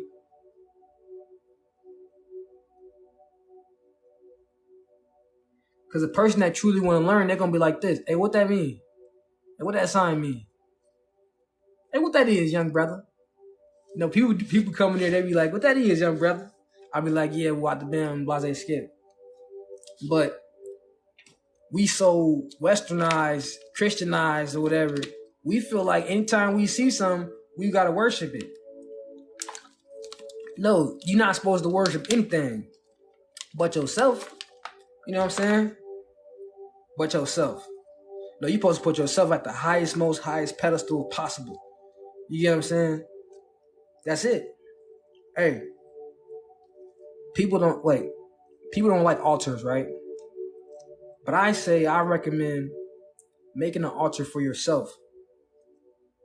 You know, you will have a God altar, right? Excuse me, I'm rolling. You will have a God altar, right? But what the altar represents is aspects of your subconscious mind. And your subconscious mind is yourself. This is why they be hidden places. So unless it's about gods, whatever, you know what I'm saying? Or maybe because, you know, people be secretive. But if you put aspects of you on that altar, your ashe, your energy, and I'm gonna do an altar lecture, you know what I'm saying, in the future. But this just a little bit. If you put, you know, aspects of yourself, the things you like and all that on your altar, think about what that could do for you. You know, certain rings that you have, whatever you. I don't know if people just buy rings or whatever just to buy them or whatever, you know what I'm saying? Because you can't just, I don't say you can't just, but you shouldn't just buy a ring and not at least clear the energy of it, because you never know how many people was picking it up, touching it, any things like that or whatever. And then you want to activate it for what it works for. You know what I'm talking about? Or for certain things you want to be able, like not want to be able to, but you know you can charge them with certain energy. You feel what I'm talking about? People have been trained to fear anything outside of, yeah, they definitely have. You know? But I recommend creating an altar based upon you. Put your picture up there, you know what I'm talking about? Because, you ready for this? Now, it's just the same thing as having an altar that goes for a god, right? But this particular god is you. So it's a picture of you that you utilize. No, you are not yourself, but this aspect of the spirit that's here right now is going to be taking on everything in the future and everything that was in the past or whatever, and putting it together. So it's like an anchoring point to go back to whatever, to converse with yourself. You know what I'm saying? You can write letters to yourself and put it on that altar. You feel what I'm talking about? And they show up in your dream, the answer. My lighter at? Hey, niggas always losing their lighter, ain't they? Everybody that smoke can't never find their lighter. While I'm sitting on it. Always. But look though. So, well, hold on. I think the thing's going off. Oh, it's not. But yeah. 1 second, y'all.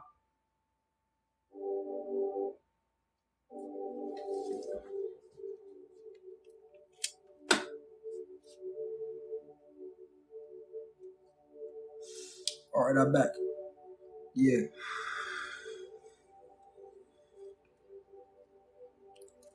You want to make your own reality, bro. You feel me? You want to make your own reality. You can't, bro. The shit, what everybody else doing, it may be working, but if it ain't working for you, you gotta find something that's working for you.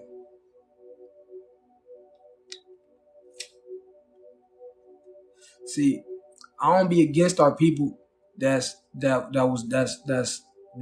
you know what I'm saying, taught about that. Hold on. I think that's an awesome suggestion. Where are you? I have autism shrine. Wait. I think that's an awesome suggestion. Awesome what you're suggesting. I have autism shrines, but oh my. Yeah. Listen. I appreciate that. Listen, you put a picture up there, it represents you. But if you put a picture up there, things you like okay, for your birthday, the incense for your birthday, the things that you actually like that you smell, what's another word? Food or whatever, you know what I'm saying, little candies or whatever. It's stuff that's connected to you. You know what I'm saying? It's other stuff that I want to get into, but I will save that for the actual lecture because that's getting in deep. But anyways, whatever. That little basic stuff right there is a good starting point or whatever. And it gives you a better way, like a visual point, is to tap it into yourself. You know what I'm talking about? People always be saying go inside yourself, and you can do that. But if you had a meditation point, a point for your picture, so you can take a picture that you like about yourself. It don't have to be any picture. It can be a unique picture that you like.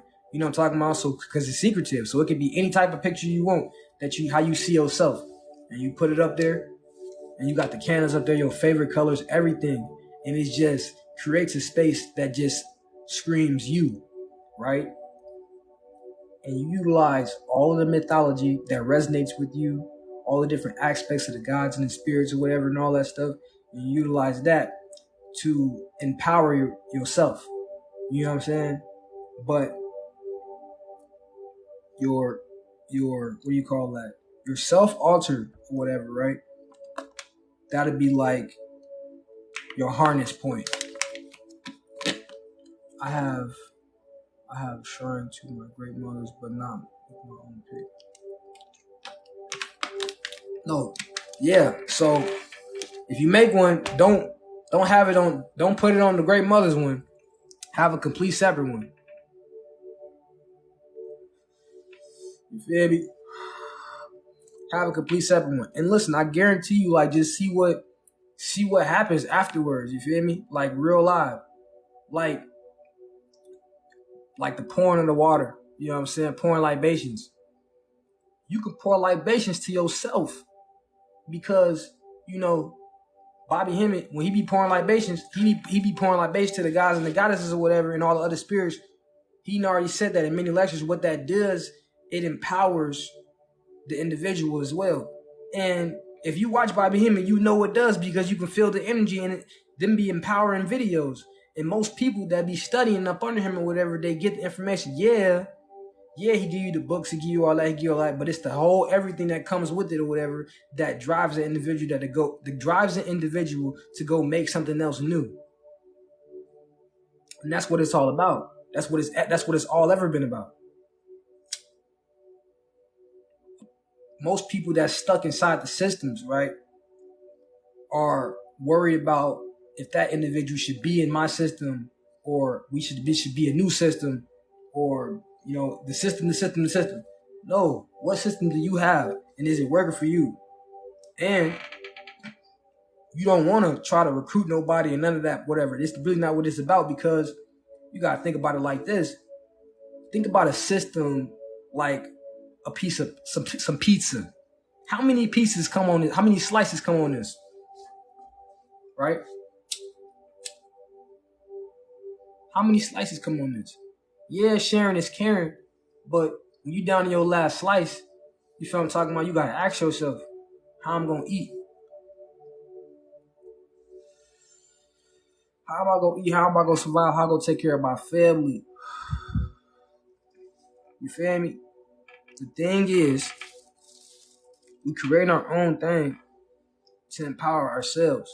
We've created systems in the past for the community, for the society at the time or whatever. And that's why we have cultural differences. You feel me? Now we are creating our own culture. Those cultures were setting us up for this new culture. We're creating our own culture, so we're going through our own rites of passage.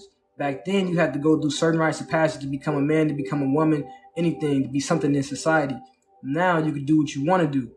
The thing is, we still want to be in a group. If you be in a group, that will hone you here, and that's the ego. Because the ego can't live outside of itself, and itself needs other things to feed off of.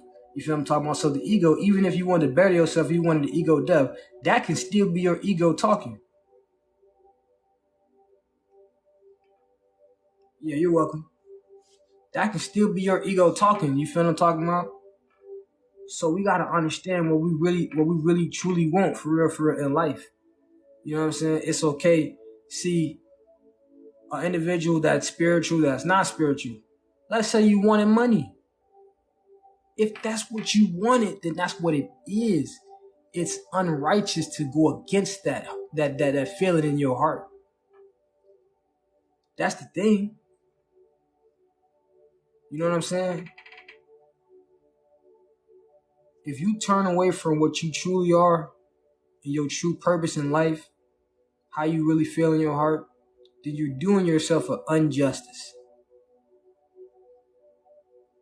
You know what I'm saying? Life is not about making everybody's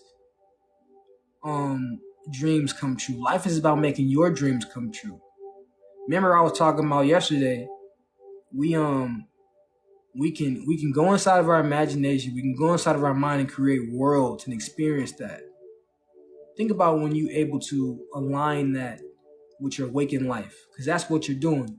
Your imagination is linked to your subconscious mind, which is your dream state. And your subconscious mind creates the reality around you. So if you're able to go inside of that dream state and lucid dream, bring questions and get the answers out of that, you can manifest a certain type of reality that fits your frequency.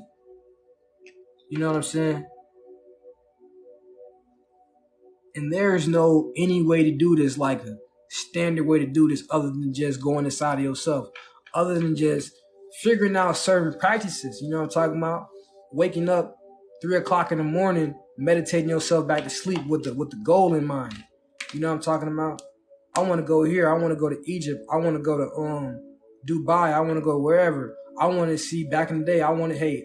If you believe in the dinosaurs, I want to see the dinosaurs. I want to see this. Just meditate on that. Oh, I didn't see it this night, but the more and more you put energy towards it, you feel what I'm talking about, the more and more you structure the reality. And then next thing you know, you waking up in a reality where it's dragons and all type of stuff going on. Now you lucid and you roaming around this dimension or whatever to speak to different entities, and they teaching you different stuff or whatever that you can take back to your waking reality, and it helps you in this waking reality. You know what I'm talking about? Because they exist too. You know what I'm saying? In a physical reality. See, y'all hear about or ever heard about the ice walls that's around us. When you go to Antarctica, right? They tell you Antarctica is a place like a place of land or ice or whatever, but it's ice all around us, no matter where you go, and it separates another body of water, the ancestral lands. You get what I'm talking about? So it's a place where you can go to physically, where the ancestors reside. Like a motherfucker become the ancestor, that's physical, but it's also a place you can go to in the spirit realm, where a motherfucker spiritual, the ancestors. You get what I'm saying?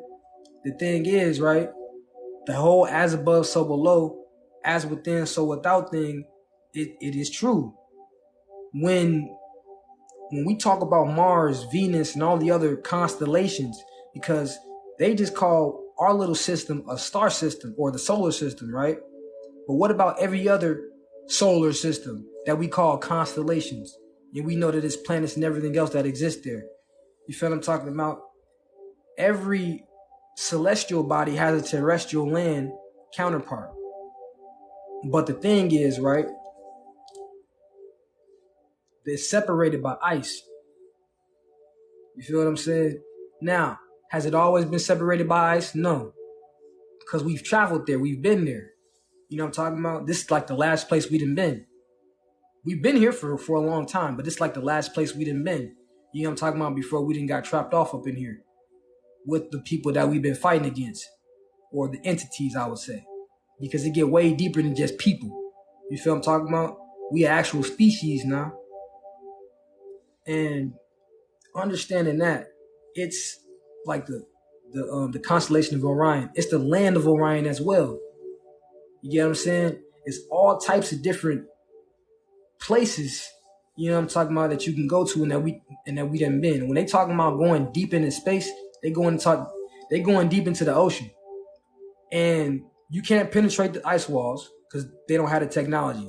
But it's gateways, just how they say it's gateways inside of, like in the movies or whatever. It's gateway like in the waters. And to further explain this, right, a minute ago, it was this guy I had watched, right? This white dude, I forgot his name, John something, but he died. Y'all already know what happened to him. He went, it was like early 2000s maybe. He went all the way in deep into the ocean, and he found another ocean inside of the ocean, right? And it had buoyancy and all that stuff or whatever. You already know. Right after that happened to him. A few years later, fast forward 2018, they come out with the movie The Megalodon. In that movie, it's the same concept. Some rich dude wasn't rich, I don't think, but he might was. Some rich dude was like, man, it's another ocean deep down in the ocean, whatever. It's buoyancy or whatever. I keep saying it's buoyancy because it's a certain element as to why it was. So when y'all, like, you know what I'm saying, y'all can look into that and they'll say it. That's why I keep saying that, so, you know, it'll stick with y'all. But anyways, in the movie, you know, the Megalodon, they actually penetrated that, and then you see so many different extraterrestrials. Extra just means more. Terrestrial means land. You feel what I'm talking about? But when we say extraterrestrial, we be talking about aliens. When an alien, right, is just somebody that from somewhere else. Yeah, man. Listen, the movie Megalodon with Jason Statham, you know, the dude from Transporter. I thought, listen, I ain't gonna lie to you. I don't even I'm not even surprised that you didn't hear about it or whatever, because when I first seen it, even though I really don't like being in water like that, I thought it was gonna be nice, but when I watched it, it really wasn't nothing. But listen though, if you watch that, the movies are not connected physically, like they didn't say it, but it's another movie with, what's that girl name? Kristen Stewart, maybe, I think that's her name. I think it's called In the Deep, and she go deep in the ocean or whatever, and there's some other extraterrestrial creatures or whatever. When they in there, they look like they in space.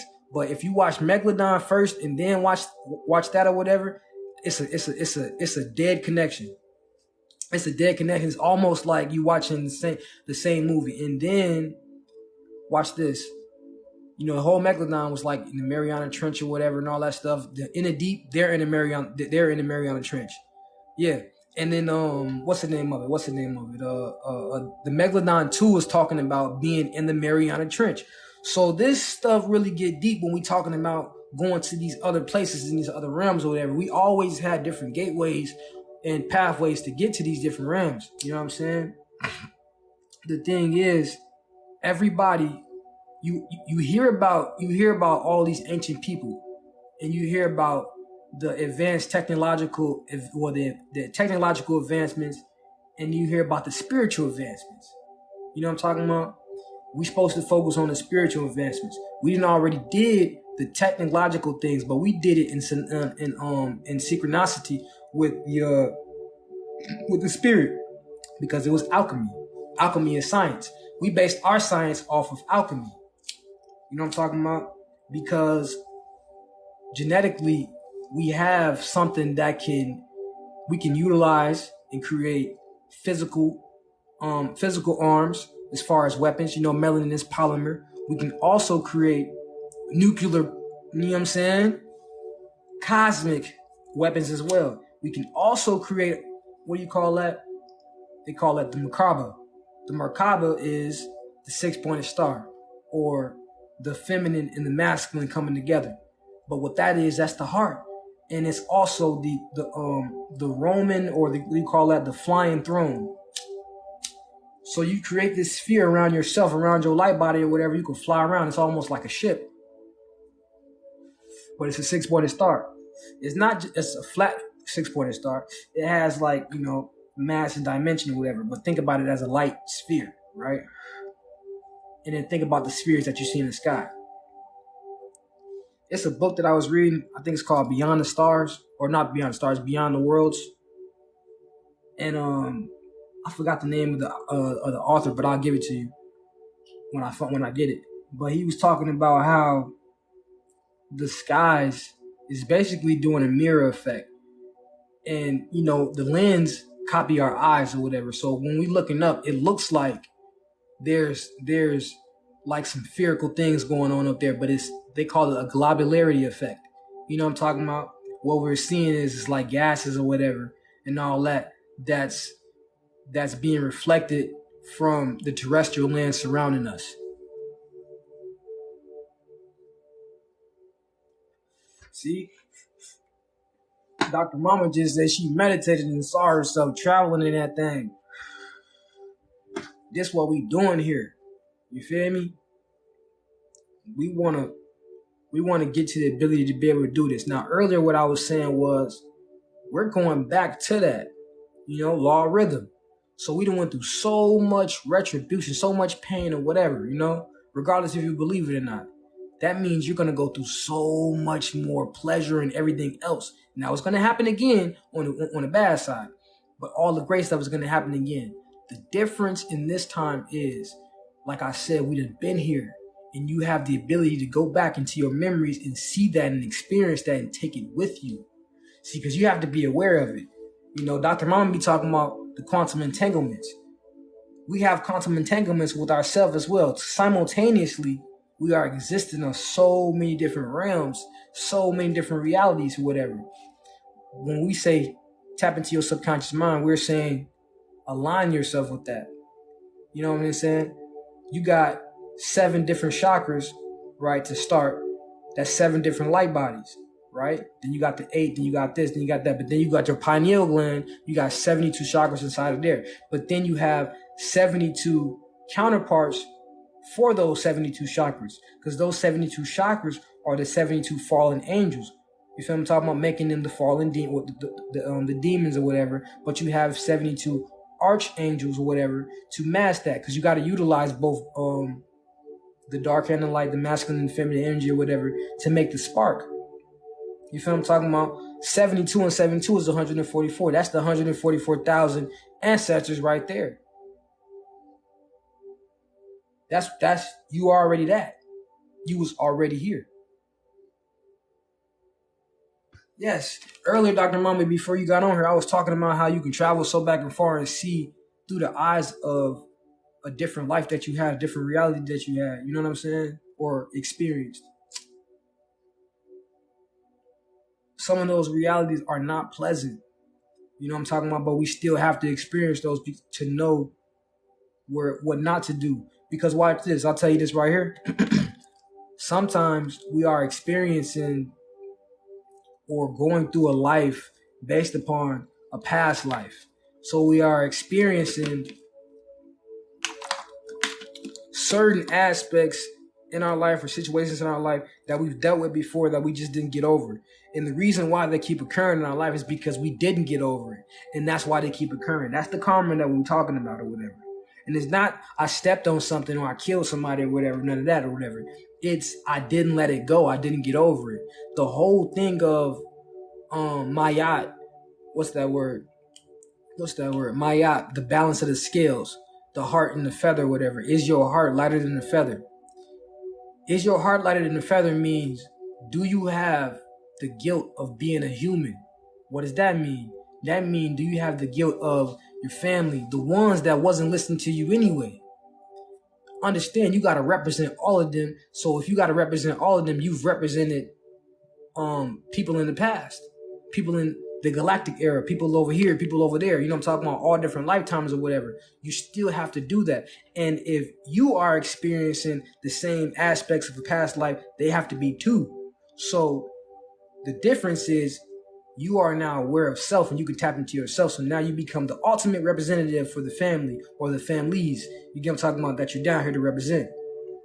And those are the ones that you save for real, but you save them by saving yourself because they're linked to you by lineage, bloodline, all that stuff, whatever. And it's not just the physical. You have physical, but you have cosmic and everything else because you've been everywhere, right? The thing is, do you want to stay here or do you want to leave? Right? Are you ready to stop suffering or do you want to keep suffering? We chose this now, you know what I'm saying? Nobody what's that word? And nobody was forced. Nobody was forced. All of us came here and came here to come here. We didn't what's that word? We didn't have to come here. Y'all know that, right? We here right now, we didn't have to come here because it's spirits that you can tap into right now. It's entities that you can tap into right now that has never had no physical body and never had no desire to come here in the physical. You know what I'm saying? But we are of higher status in the cosmos. That's the thing. Did you know that this was the dirtiest job you can do in the universe? It's like it's nothing I could compare it to. It's the dirtiest job because what you have to go through and how long you have to go through it. Think about all the relationships and everything that you build here, the emotions that you experience. And that's what really brings you back here before you come to this understanding. So think about where you at right now, your conscience, and then it took you probably a billion years to get here. That's something to think about. And we only looking at it like this. Yeah, we black people, and we got 12,000 years of history. We got 100,000 years of history, or 5,000 years of history. You know, Egypt and all that other stuff or whatever. None of that matters when you've been here for 100 billion years plus, doing the same thing, going through the same thing over and over and over and over and over again. Now we're nearing our end as far as the universe goes. You know what I'm talking about? Because the universe is created and then it's uncreated. You know what I'm saying? It's a black hole in the middle of the universe. And that's synonymous with your Kundalini. The Kundalini rising up in you. The solar flares that's happening right now. You get what I'm saying? So listen, right? I'm finna get off here in a second. But before I get off here, do you guys have any questions?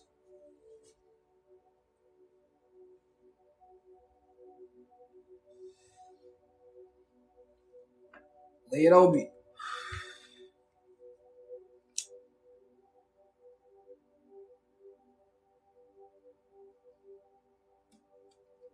Y'all can hear this music back here? I'm trying to raise the vibration, but I don't know if y'all can hear it.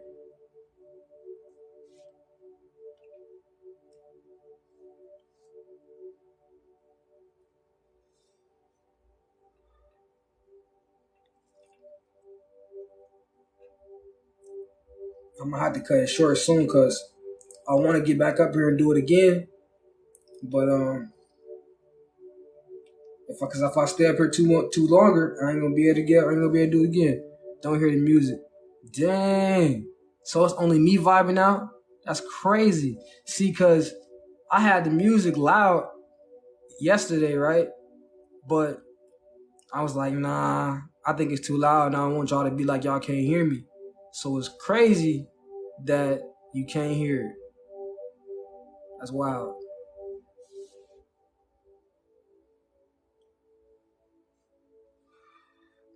Hey, y'all, in the following, I don't want to say like weeks and nothing like that, but in the up and coming near future, right, we're gonna do a lecture on what is it called? They cloned Tyrone, right? I know you probably already seen videos on it or whatever. This is why I'm taking my time because I was already feeling something about something like this anyway. In this movie, I love when stuff like this happens, so this movie just puts it all into play. So I advise you to watch everything that they say about anything when they're talking about they clone Tyrone.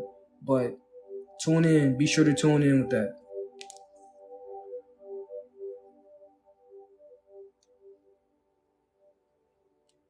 No, it's alright, it's alright. No, you good. Listen, you say your grandchildren crying for dinner. My stomach is crying for dinner right now. My queen would be on my back right now if I didn't eat nothing. She always be saying, "Eat, you gotta eat, you gotta eat." I starve myself.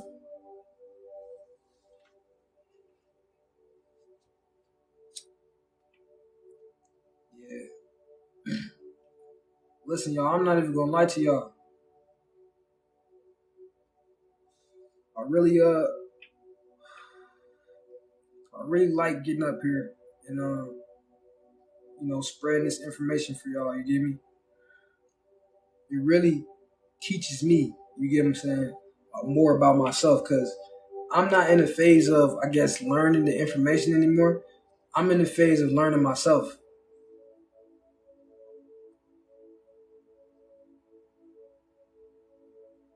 Yeah, I'm a little person.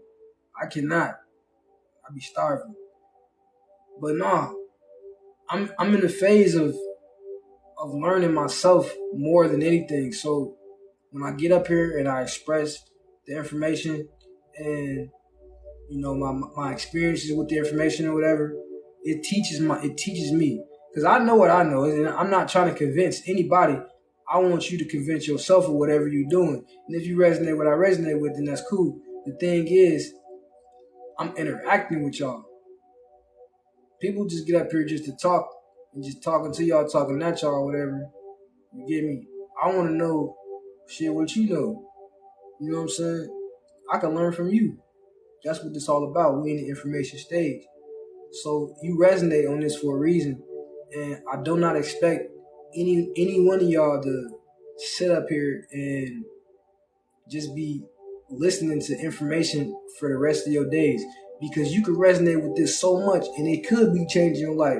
Why are you just sitting back listening to it and you're not sharing it? You know? The people around you, I'm gonna tell you this, even if they listen to you, they love you. You feel what I'm saying? People around you that they don't want to hear that. I promise you. That's why I'm up here talking to y'all right now. They don't want to hear it.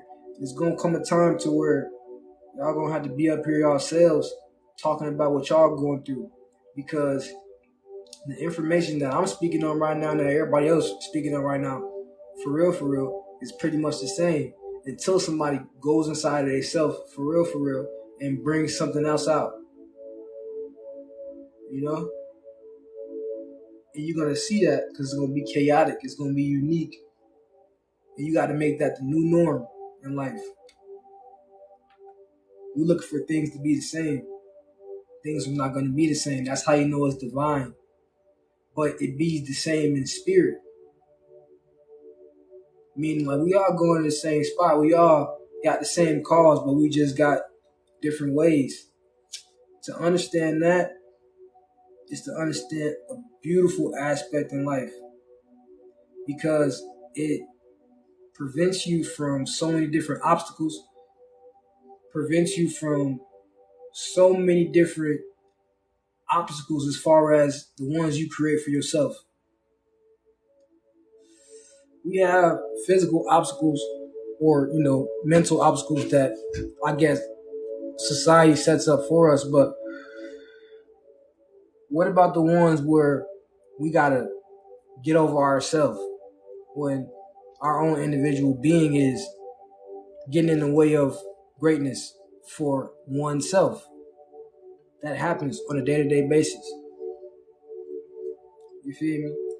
You gotta understand that we are in control of our lives. They trying to put advertisements inside of your brain What does that even mean? That's mind control all the way. That goes along, you know what I'm saying, with the what's that called? The They Clone Tyrone thing. Ads in the brain. Hold on.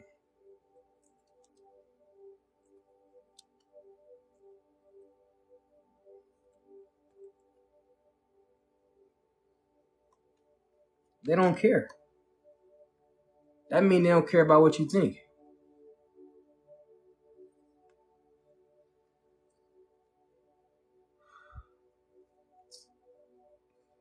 They don't care about what you think. They want you to buy and get everything and fight over everything that they promoting to you. Yes, we can get our yes. Yeah. So without even speaking on all the way onto the They Clone Tyrone, in that movie, it was the average things or the stereotypical things for a black person. You know, stuff that you would buy and all that stuff, whatever. And that was what they was putting this little substance in. And what it would do was it would basically subdue you and make you compliant. You know what I'm saying? And that's all I'm gonna say on that. But connecting that to this whole ad when you go to sleep and they're able to put ads in your dreams. How are they even finna do that? How is they even finna be capable of doing that? And they telling you, remember I told you earlier, they have to tell you what they doing. So it don't matter what you want. They telling you what they finna do. The only thing we can do is become aware of ourselves so we can have that spiritual or that astral protection around us. When you raise your vibration up to your heart chakra and above your heart chakra, you know what I'm saying? You could just be at your heart chakra. Can't nothing penetrate you. You're moving off of self-love. See, watch this. Self-love goes deeper into just loving oneself. You know what not to do. I know not to talk to you. I know that I'll be around that. I know that to be into this. You get what I'm saying? Now, that knowing, trusting that knowing, that inner gut, you feel what I'm saying, is trusting into that intuition. You know what I'm saying? The more and more you trust into your intuition, the more and more it becomes of a voice. Nah, don't do that. And see, when you don't do what you was gonna do or whatever, and then something happens, it makes you realize, I was right. You feel what I'm saying? Or the times when you do something, you was like, man, I should have went with my gut. Yeah, you should always go with your gut. It don't matter how you feel in the brain. Go with your gut feeling at all times. But that goes with being in control of one's emotions. You know what I'm saying? And that's what they do. They want to control your emotions and how you direct your energy. All this energy we getting right now from the sun or whatever, the gamma rays and all that, the cosmic rays or whatever, you can convert that and stabilize that and utilize that. They're minute particles or minute particles. So light messages, you know what I'm talking about, photon messages that's coming to you that you can absorb inside of your being and utilize for whatever purpose. You get what I'm talking about? But you have to understand yourself. That's why I say study the human anatomy. So you understand yourself and you know what you want to do. You can't be worried about or waiting on somebody to tell you what to do. You get what I'm saying? We waiting for somebody to be like, okay, this is us and this is what we're finna do. A lot of times people just be trying to fit their own agenda. I'm really trying to make it to where it just, in general, you know what I'm saying, in the collective, but ultimately you still got to go inside of oneself, so it's still an individual thing because you can still be doing something differently, you know? So you can say something or somebody can say something to you that you resonate with, and then somebody can say something else that resonate with you, but it's just, what's that word? It resonates with you, but it conflicts with the other person was saying. You have no Messiah. Your Messiah, you are the Messiah. And you cannot worship two gods at one time, and you are the God. You are the soul or the sun in the solar system of your reality. You feel me? And it's simple as that. Y'all ain't got no questions? Y'all quiet. Anybody got any questions? Because I'm finna get off in a second.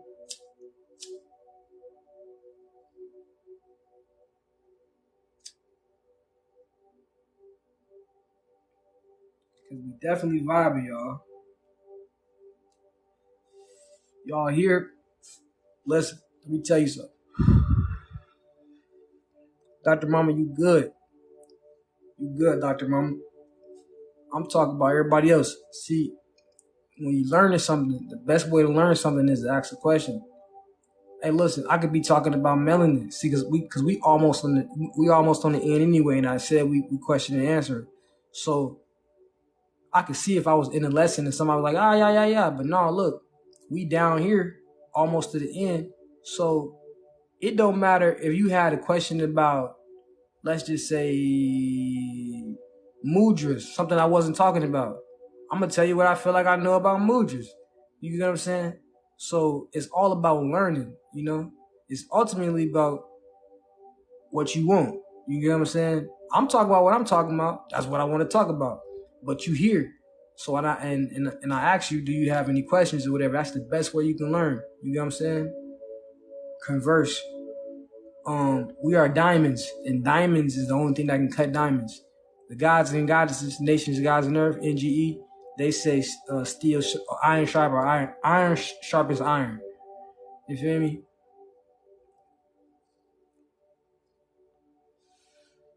Mudras are hand signals that you can do that create energy points in the Hindu faith. They call them nadis. Nadis are like little lines and veins. I call the nadis the spiritual veins or whatever.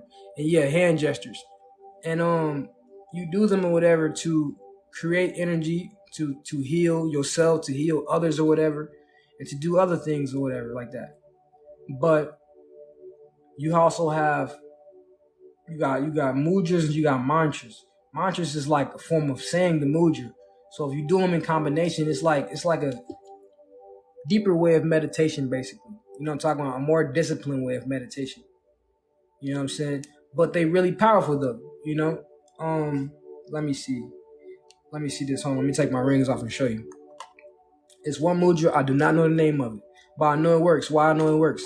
Because I have anxiety. Now, you take your hand, you do like this, and you do like this, right? And you just do it. And you just breathe. And that works with the heart palpitations. That helps with the anxiety. That helps with the what do you call that? You can't breathe. You going through you hyperventilating and all that stuff. This helps with that. And then Soulshine taught me this right here. Hold on, give me 1 second. This right here helps with this. So you have your fingers like this. This helps like this. It's connected to the heart.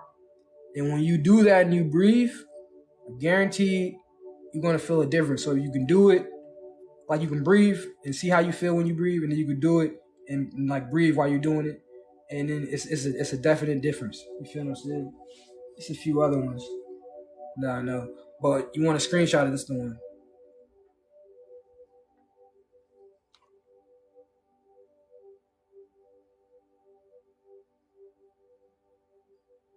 Or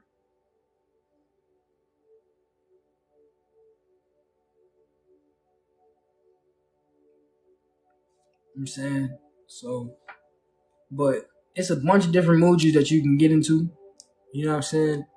And it helps as far as different things in life or whatever, especially if you do them repetitiously.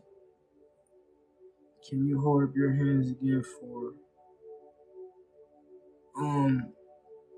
this one? The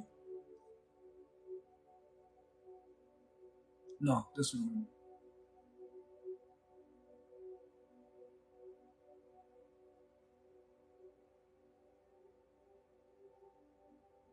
You got it?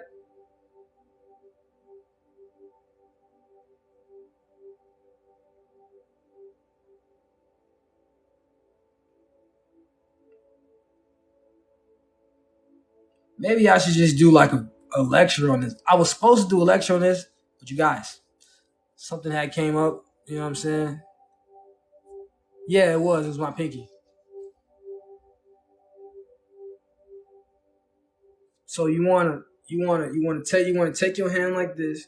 You wanna put these two fingers together like this, and then you wanna make this finger like cuff this finger into your to your thumb, or whatever, and that helps with the heart palpitations. That helps with anxiety. It will boost your energy up. It helps to calm you down when you're anxious. Basically, it really really does help. I'm not even gonna lie. I swear.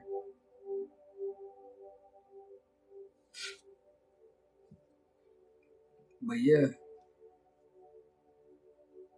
and there's so many different other meditations that you can do or whatever, and it's all just what works for you, really, because it all really works, but it's about who it works for. You get me? And that goes back to everything I said, but still, that's why you have so many different grimoires, which are just magical books. You know what I'm saying? So many different people that was tapping into ancient teachings and writings and different exercises and meditations and all these different alchemical formulas and scriptures, and did what worked for them, went inside of themselves and recorded that for the next individual.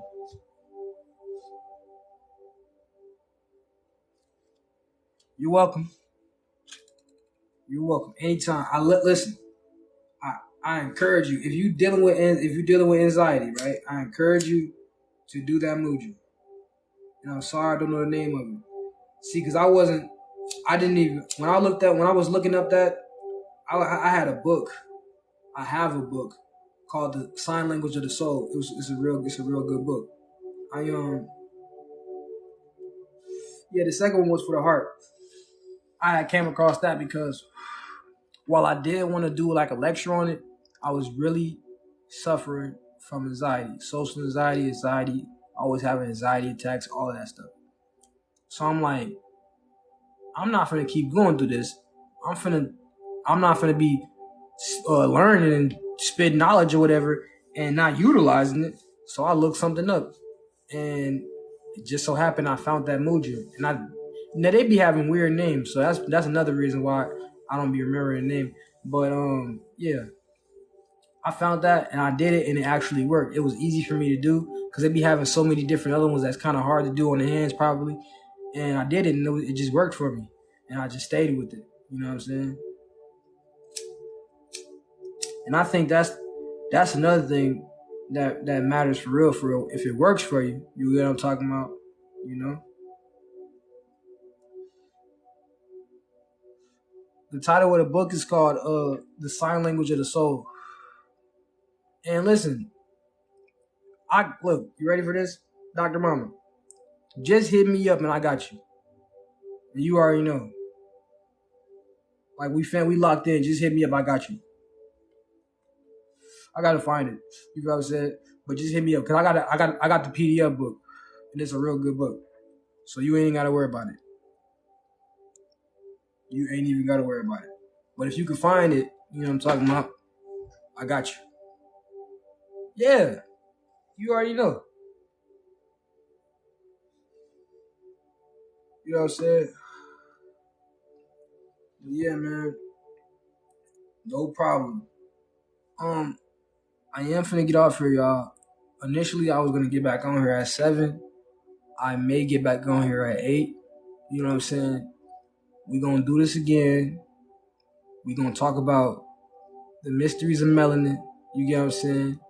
And then afterwards, we just gonna rock out. You know, question and answering. If anybody need questions again, I got you. You know what I'm talking about? Definitely, I enjoy talking to you too, for real, because you keep the energy up in the room, Dr. Mama, for sure, every time. I don't think you be knowing that. But anyways, right? if anybody like, you know what I'm saying, need any like consultations or whatever, you know, you can DM me on Instagram at BabaAkil. I will be doing some classes in the near future, but these classes will be structured around real live lessons. You know, even though this is a lecture based upon the mysteries of melanin, with these classes or whatever, you'll be getting some real live, what you say, real live skills. You know what I'm saying? In the occult or in the magic or in the spirit realm. You get what I'm talking about? I would say the occult because that's what we're dealing with. We're dealing with metaphysics. You know what I'm talking about? So with that being said, it's not just gonna be, ooh, I'm just gonna be up here talking. You know what I'm talking about? It's gonna be, you're gonna have to write stuff down, you're gonna have to do this, you're gonna have to do that, you're gonna have to really learn whatever because you learn about yourself. And you're gonna know, because you'll be cheating yourself. You're gonna know if you truly passed or not, because you'll be coming up with so many different revelations. You feel what I'm saying? So right now I'm structuring that class, and I will be in the near future telling you guys more information about that. But right now I'm just sharing what I got, what I have to share for you. You feel what I'm talking about? Or what I'm willing to share right now, I guess. It's not really much for me. For real. I feel like we should already know these things already. We should really be on a whole different level. But, you know, I'm not saying that to say like, ooh, we not, or we wrong, or whatever. What I'm saying is we are greater than what we think we are. And if we are greater than what we think we are, then we should be further than where we are right now. You know what I'm talking about? So again, if anybody, you know, you need anything or whatever like that, consultations. That's all I do, cause it will take so much energy for me to do a reading. I really don't like to do readings. I like to get people to be able to do readings for themselves. You know what I'm talking about? So I really do consultations, cause a consultation for me is pretty much like a reading. You know what I'm saying? Which I shouldn't be doing, but you know, I do it. You know what I'm saying? So that's really like a part of the class too. So I'm doing that right now. But when my class starts up, I probably ain't gonna be doing it as much. You know what I'm saying? And at least you probably have to be in the class to be able to get one at least. You feel what I'm talking about? But yeah, that's the only thing I really have to offer outside of this knowledge or whatever. Unless you guys need books or anything, you know.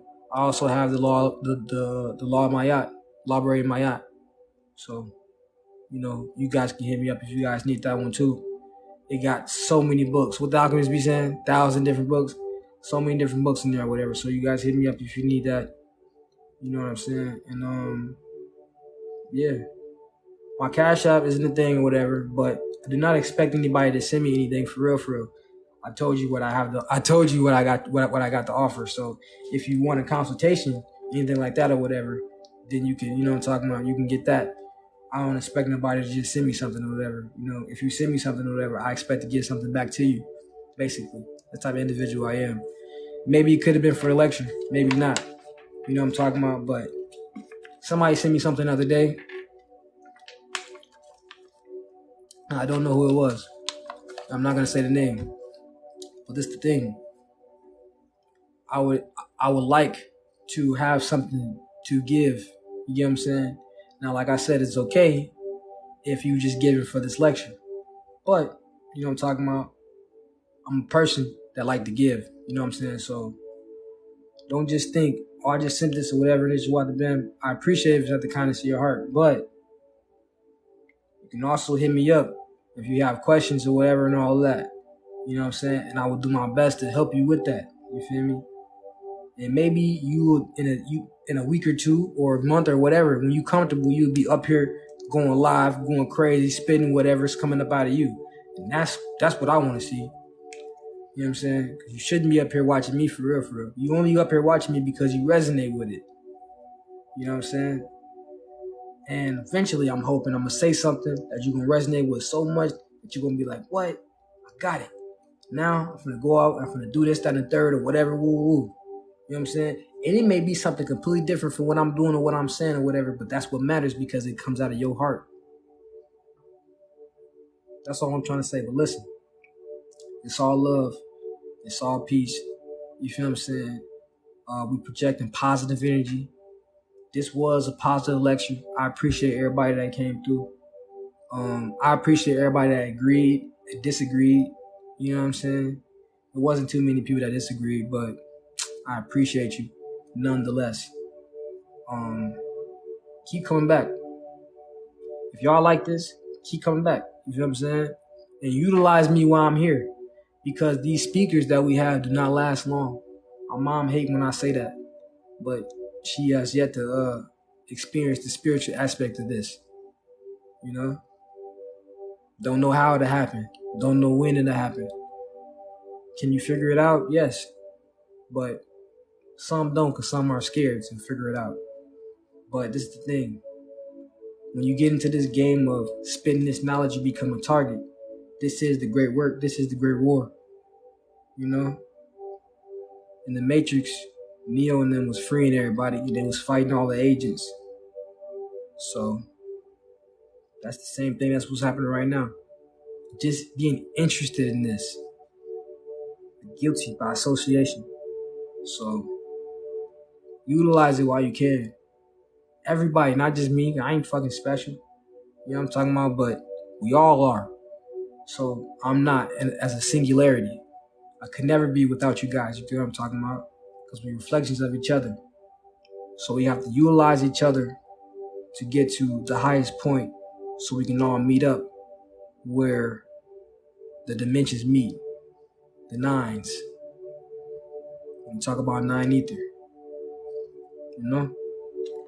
But look, y'all, peace, man. Peace. I'm gonna put this lecture up on YouTube. Y'all go follow my page on YouTube. It's BabaWati. BABAWAI or BABAWATI. BabaWati. You feel me? So somebody drop that in the comments. Please drop that in the comments, please. Or could I? I don't know. Oh, I can. Hold on, I'm finna drop it.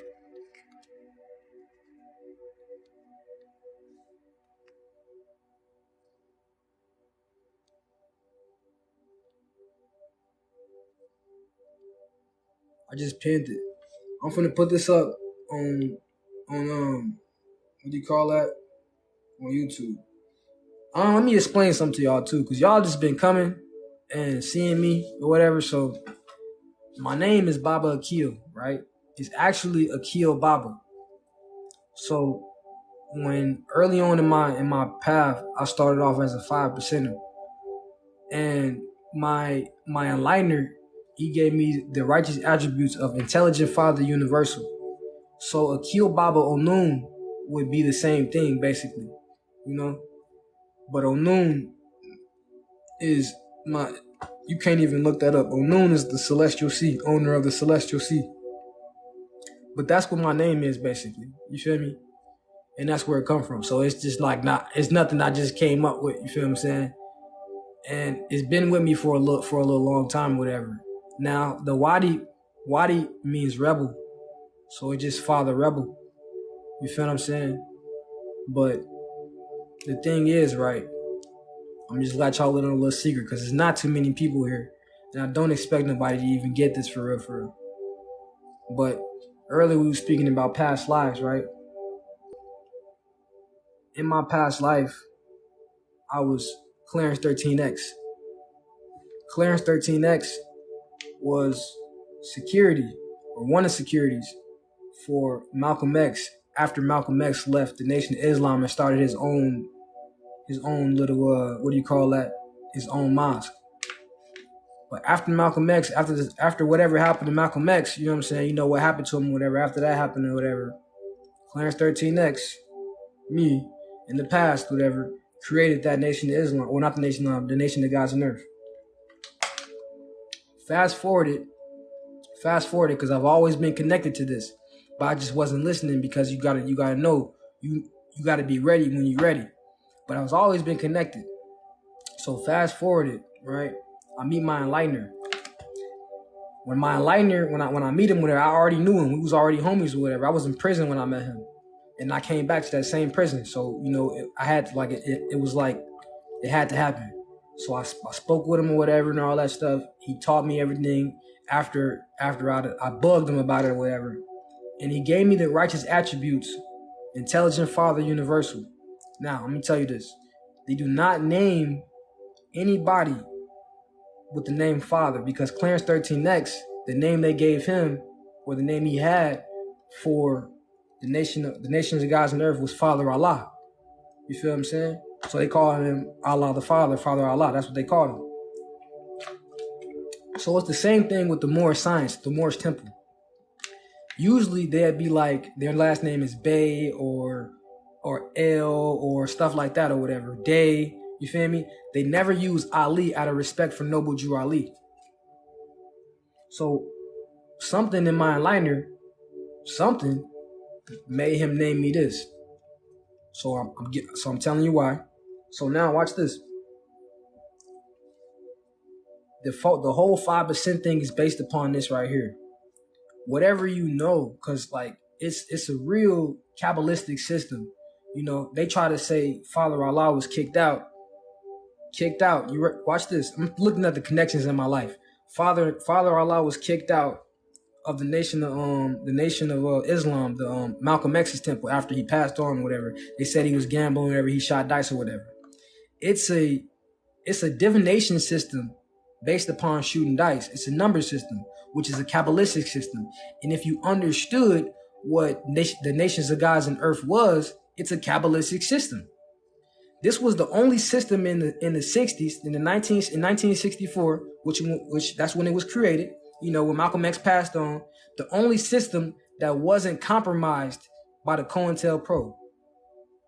The only system that was divine, doing what they do. These was gang members, gang leaders, dope deals, all that stuff, whatever, that turned their life around by way of this spirit. You feel what I'm saying? This was the first step in people calling themselves gods. That's where they get that from. It comes from the Nation of Islam, but that's so that's the foundation.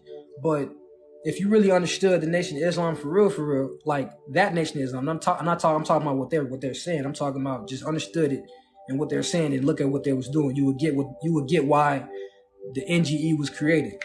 You get what I'm saying? So, like not too long ago, I used to be thinking about shooting dice and creating my own system, my own little divination system, basically about shooting dice or whatever, right? Well, with shooting dice.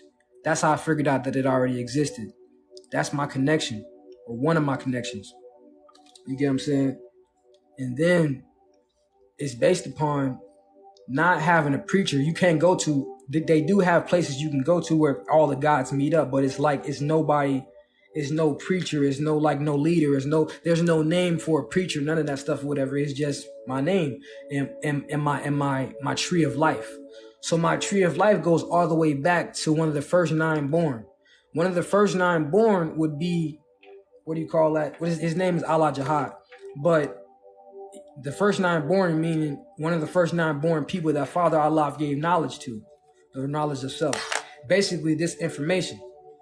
That's how pure my tree of life is. Coming all the way down to intelligent Father universal. You feel what I'm saying? Making me a incarnation. Not saying that's what's making me, you feel what I'm talking about? I'm just giving you the, the physical things that you can document. You know what I'm talking about? Other than my channels.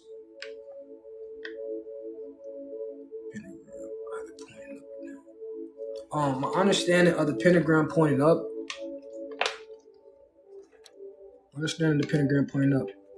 I know they use that in like divination. You know what I'm saying?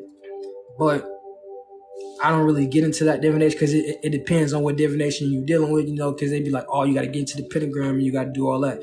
But when I'm dealing with the one that's going down, we call it the Baphomet.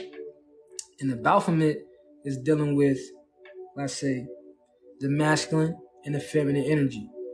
All these different symbols around represent the different elements. You feel what I'm talking about? And then these circles will represent the Kundalini energy that will be rising up inside of you. And what is his name? Leonardo da Vinci created the perfect man, or that 6-point star, the macabre or the macabre. It's not a 6-point star, but when that Kundalini rises up, you feel I'm talking about, back into the cosmos, it becomes that. It becomes the perfect symbol. You get what I'm talking about? Your head on the Kabbalah, the tree of life, the head, it as above, so below. The head is the actual roots. We look at our chakras because it's called the root chakra, but when you go to your head in the Kabbalistic system, you have from Kether to what is his name? Malkuth. Malkuth is the kingdom. That's a word for it, but it's actually the lower realms. It's actually the physical realm, but it's the kingdom. But then you also have Kether, the crown. But when you go outside of Kether, you have Ein Sof, Ein Sofer. You get what I'm talking about? Which is that black substance, or that 9 ether that everybody be talking about. You know what I'm saying? And that's what you really getting back to. So that's my understanding on it. And I hope that got you. You know what I'm saying? Big bro. I think that's big bro. I hope that's big bro. If it ain't, I ain't mean disrespect you. Because listen, I wear glasses. But yeah, that's my understanding on it. And some people, no problem though. Some people have an understanding of the pentagram up is positive, the pentagram down is negative. That's cool. But I say the pentagram down is both positive and negative. You know what I'm saying? For anything to work, you have to have a negative and a positive charge. You know what I'm talking about? So, and that's with anything. And we have to be able to look at things like that. And I know it's too complex, but you got to understand that you as an individual being are complex as well. You know what I'm talking about? But as what we are, I'm talking about what we are and who we are, it is our goal to break it down. Gotta watch out for Kalipov too, though. No, see, listen, watch this. That's the Kalipov is what you want to go to. This is why I say this. The Kalipov is the actual back of the tree of life. If I push you, what am I pushing you towards? You know what I'm saying? Let's say you're focused and you got your goals, and I'm the drive that's pushing you forward. You get what I'm talking about? In the Bible, they talk about in the beginning there was darkness, and then God said, let there be light. So what was pushing this particular light, right? It was that force, or that Kalipah force, you feel I'm talking about, behind the tree of life. Now you have 10 Sipparah on the Kalipah, right? And you have or Sephiroth, and then you have 10 of them on the I forgot what they call, because it's not the same name for the back, but you have 10 of them on the back too. The only way to get through there is to activate your Dath. That's what they call it. Now, most systems probably won't have it or whatever, but the Judeo-Christian system, they be trying to really do it. They'll have it. You feel what I'm saying? They'll have it there. But the Dath is considered your black eye. Not your black eye, but your third eye. You feel what I'm saying? And that's behind the actual tree of life. Now you're supposed to activate that, and that's a gateway to enter this new realm, to create new realities. You feel what I'm saying? Because the same aspects for the physical world, or what these separate are, will be the same thing for your spiritual reality on the back. So it's not necessarily you got to watch out for it. It's when are you ready to experience that? You feel me? If you're not ready to not, you know what I'm saying, you still ready to experience this, then no, you know what I'm talking about. But if you are, then you ready. You get what I'm saying? It's not about whether it's bad or good or anything like that. You feel what I'm saying? Because one story, you can do a whole live just on this. Yeah. One story about a guy looking for the Most High God. He was walking on the road, and then he seen this lady. She was like a prostitute or whatever, homeless or whatever. He walked right past her, went into the little city that they told him to go into. Couldn't find nobody. Then he went all the way back, and they was like, man, the person is there. So he went back, saw that same lady again. You feel me? Nothing happened again. So he did this probably like 3-4 times. And then at the last time, he stopped and asked the lady, like, hey, Scud, who is the most high God? Like, where can I find this person? And then she looked at him and smiled and was like, you found me. Now he went on this long ass journey. Now, I know I just summed it up for you, but just imagine walking miles and going through what you're going through, whatever. You seen this person, yeah, you feel what I'm saying? But next thing you know, yeah, you feel me? Watch this. You ready for this? You want to know why? It's crazy that you say that. You want to know why you want to know why it sounds like Oshun's story? Because this story is a story of the Great Mother as well. They got another story called Ishtar Never Tires. And Ishtar, she said, Ishtar is looked at as Oshun, Aphrodite, Isis, I'm talking about, Set, the mother, what do you call that? The Mother Mary or whatever. So it was these guys that was inside this town, and they came over there to her, and they was like, yo, let me hit that, basically. Well, a guy. And then she was like, hey, go get all the guys in the town and let's go crazy. You feel what I'm saying? So after that, they go do what they do, and all the guys tired and sleepy. And she looked at him like, y'all, come finish me off. Like, you know how the woman is. And then she like, I'm like, come on, you feel me? And they was tired. And the story ended just like this. All of the men in the town were tired, but Ishtar never tires. What that's saying is that the woman is supreme. Now, I know you probably thinking like, oh man, that don't make no sense, because what is he talking about? That's that 9 ether. That's the uncreated potential of everything. That's what you want to get back into. You got a piece of that dealing with your melanin, and that's how you're able to experience that. But you want to get back and experience that, bro before just said you gotta stay away from what you call it. But nah, hold on, he talking right now.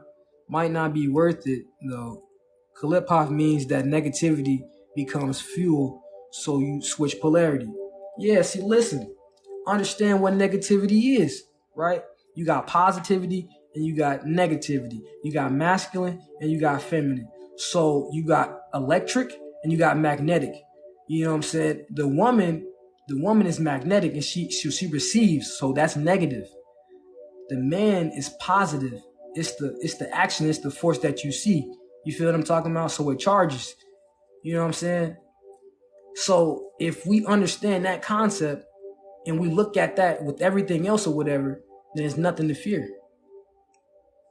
That means you have to be in negative in order to be in that power.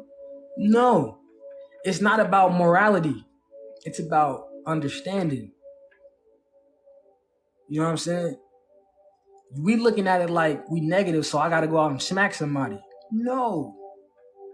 And it's not negative. If I punched you and you punch me back, that's not negative. That's the law of rhythm. You know what I'm talking about? It just happened. If I tell you, hey, you're a great person, that's not positive. Now, I may be giving you, I guess, let's say positive energy or positive vibes, right? You know what I'm talking about? But it just is what it is. It's nothing to sit and, I guess, worry about. Regardless of what it is a beautiful thing to see a young person who is not under mind control keep going. I appreciate you. I really do. Yeah, but no, we all learning. We all just learning. You know what I'm saying? Like, it's not really a negative thing. You feel me? Because understand this right here. When they talking about this particular negativity, go back to the 6-pointed star. You know, it's a pyramid going down, it's a pyramid going up. So that first thing going down would be the descension of the light, right? That descension of the light manifests here. You feel what I'm talking about? And it rises back up. And it becomes that Markaba, okay? Now, where did that light come from? We have so many different realms, and that's why I tell you guys to study Gnosticism. They talk about the different aeons because aeon means a realm, or in a realm that existed for about 1 billion years, maybe more.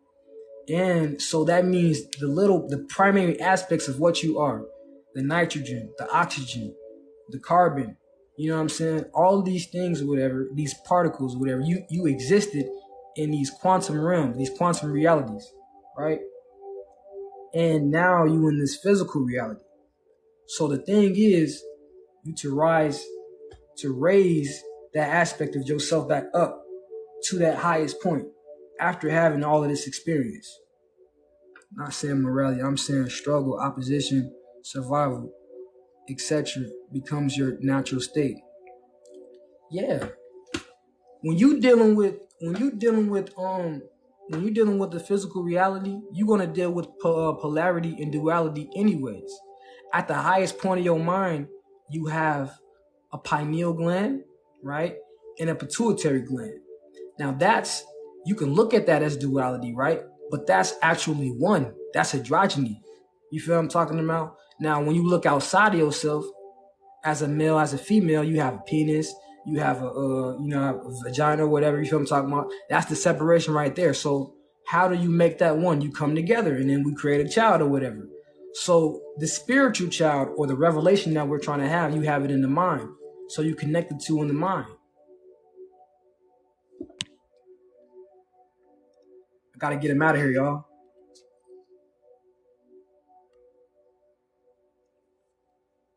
But yeah, you know what I'm saying? I need some water. Hold on. You wanna have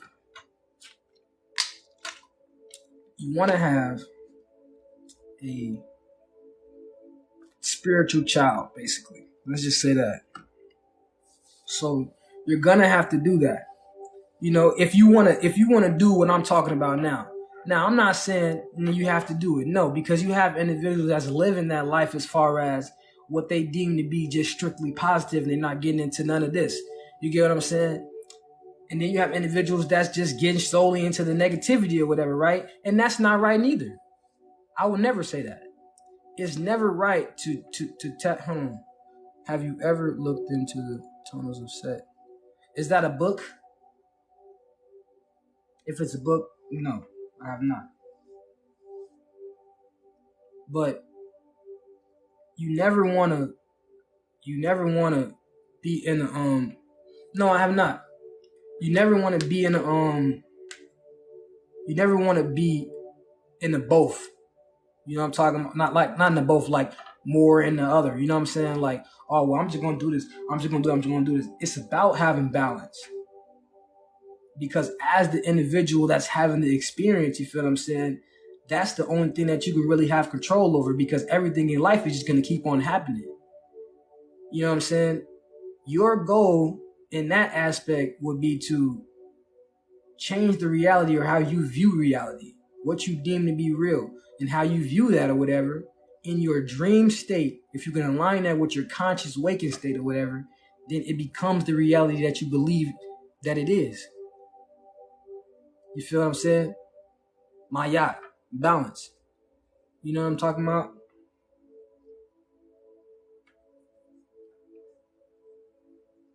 You want to have that balance. It's not about, well, you got to do this because, and you just got to be about this. I know individuals that was just about this, and you can't just be about this. I know individuals that was just about the other stuff, the lighter things. You can't just be about that. You have to have a light and a charge. I'm happy that it happened how it happened as far as the separation, because it gives you an understanding. It gives you time to deal with. Let me say this. Give me a second. It gives you a time to deal with the individual aspects of the two separately. Even though back in the days, in the ancient times, we didn't have to do that. But now we live in times to where we learn a different way. You feel me? So now we have to do that. You feel me? But balance is the most important thing. Everything is going to continue to happen because it's based upon laws. You feel me? And there's so many different laws. They be like the 52 laws and this laws. It's so many different laws because them laws ain't nothing. But there's so many different laws that you can't even escape. I ain't talking about the mental laws. I'm talking about the laws you can't escape, the laws of nature. You can't escape that. So you become it. And how do you become it? You become it by understanding what's inside of you. You know what I'm talking about? It's crazy when you say that. But like I said before, if you understand the human anatomy, your body, you understand the entire universe. You feel me? Everything that's going on in the universe is going on inside of you on a cosmic scale. And then it's happening on an atomic scale or physical scale around the earth. We can see it if we're able to reference or, you know what I'm saying, make the connection or whatever.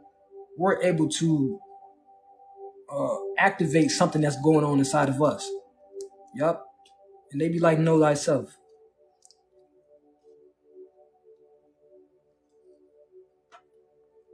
Sometimes all you gotta do is just look at something and be around something. That's why we're not able to be at certain places.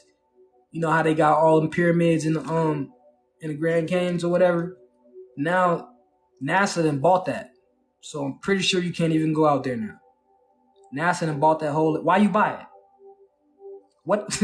Why NASA buying that? That's the Grand Canyon. They bought a section in the Grand Canyon. Why did you buy it? You bought it because of all what's going on. You feel me? So understand, man. You can really, if you now watch this. We'll talk about magic. Now, if you did understand what's going on inside of yourself, right? You can put yourself under a certain type of hypnosis, and you can control certain functions and organs inside of your body. Now, I'm talking about healing. Oh, you could do other things as well, but let's just say you want to regulate certain things in your body. You want to feel a certain way. You want to look a certain way.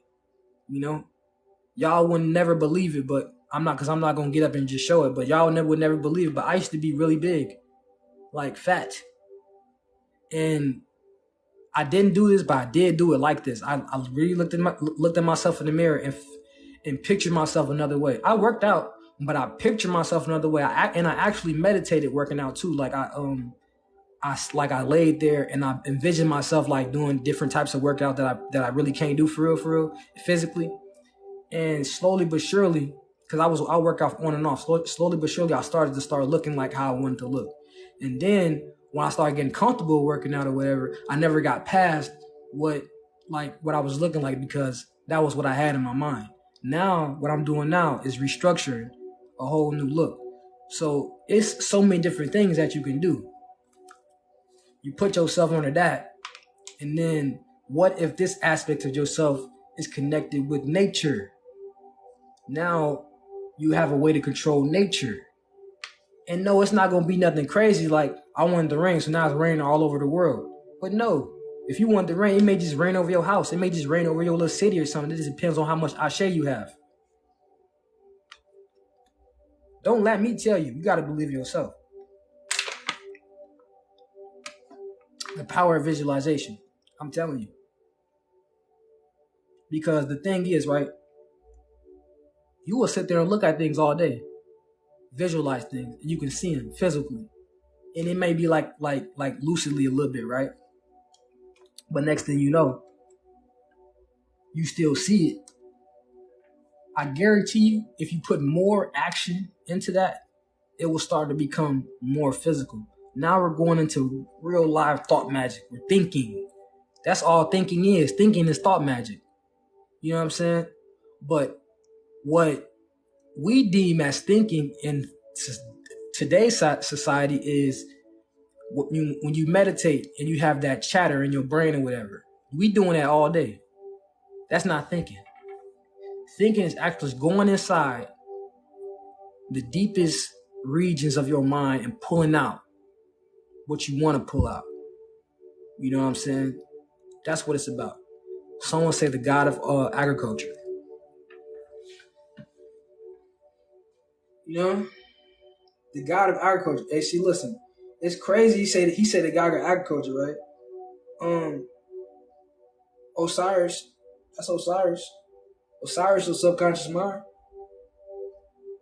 I don't know if they were saying that, but I agree. You know what I'm saying? But it's so crazy, right? I was supposed to get off of this thing an hour ago. And I'm still up here. I don't even know how long I've been on. And I'm asked again before I get off again. Do anybody have any questions? And after that, we just gonna get out of here, and I'm gonna come back on again. But I gotta get a break.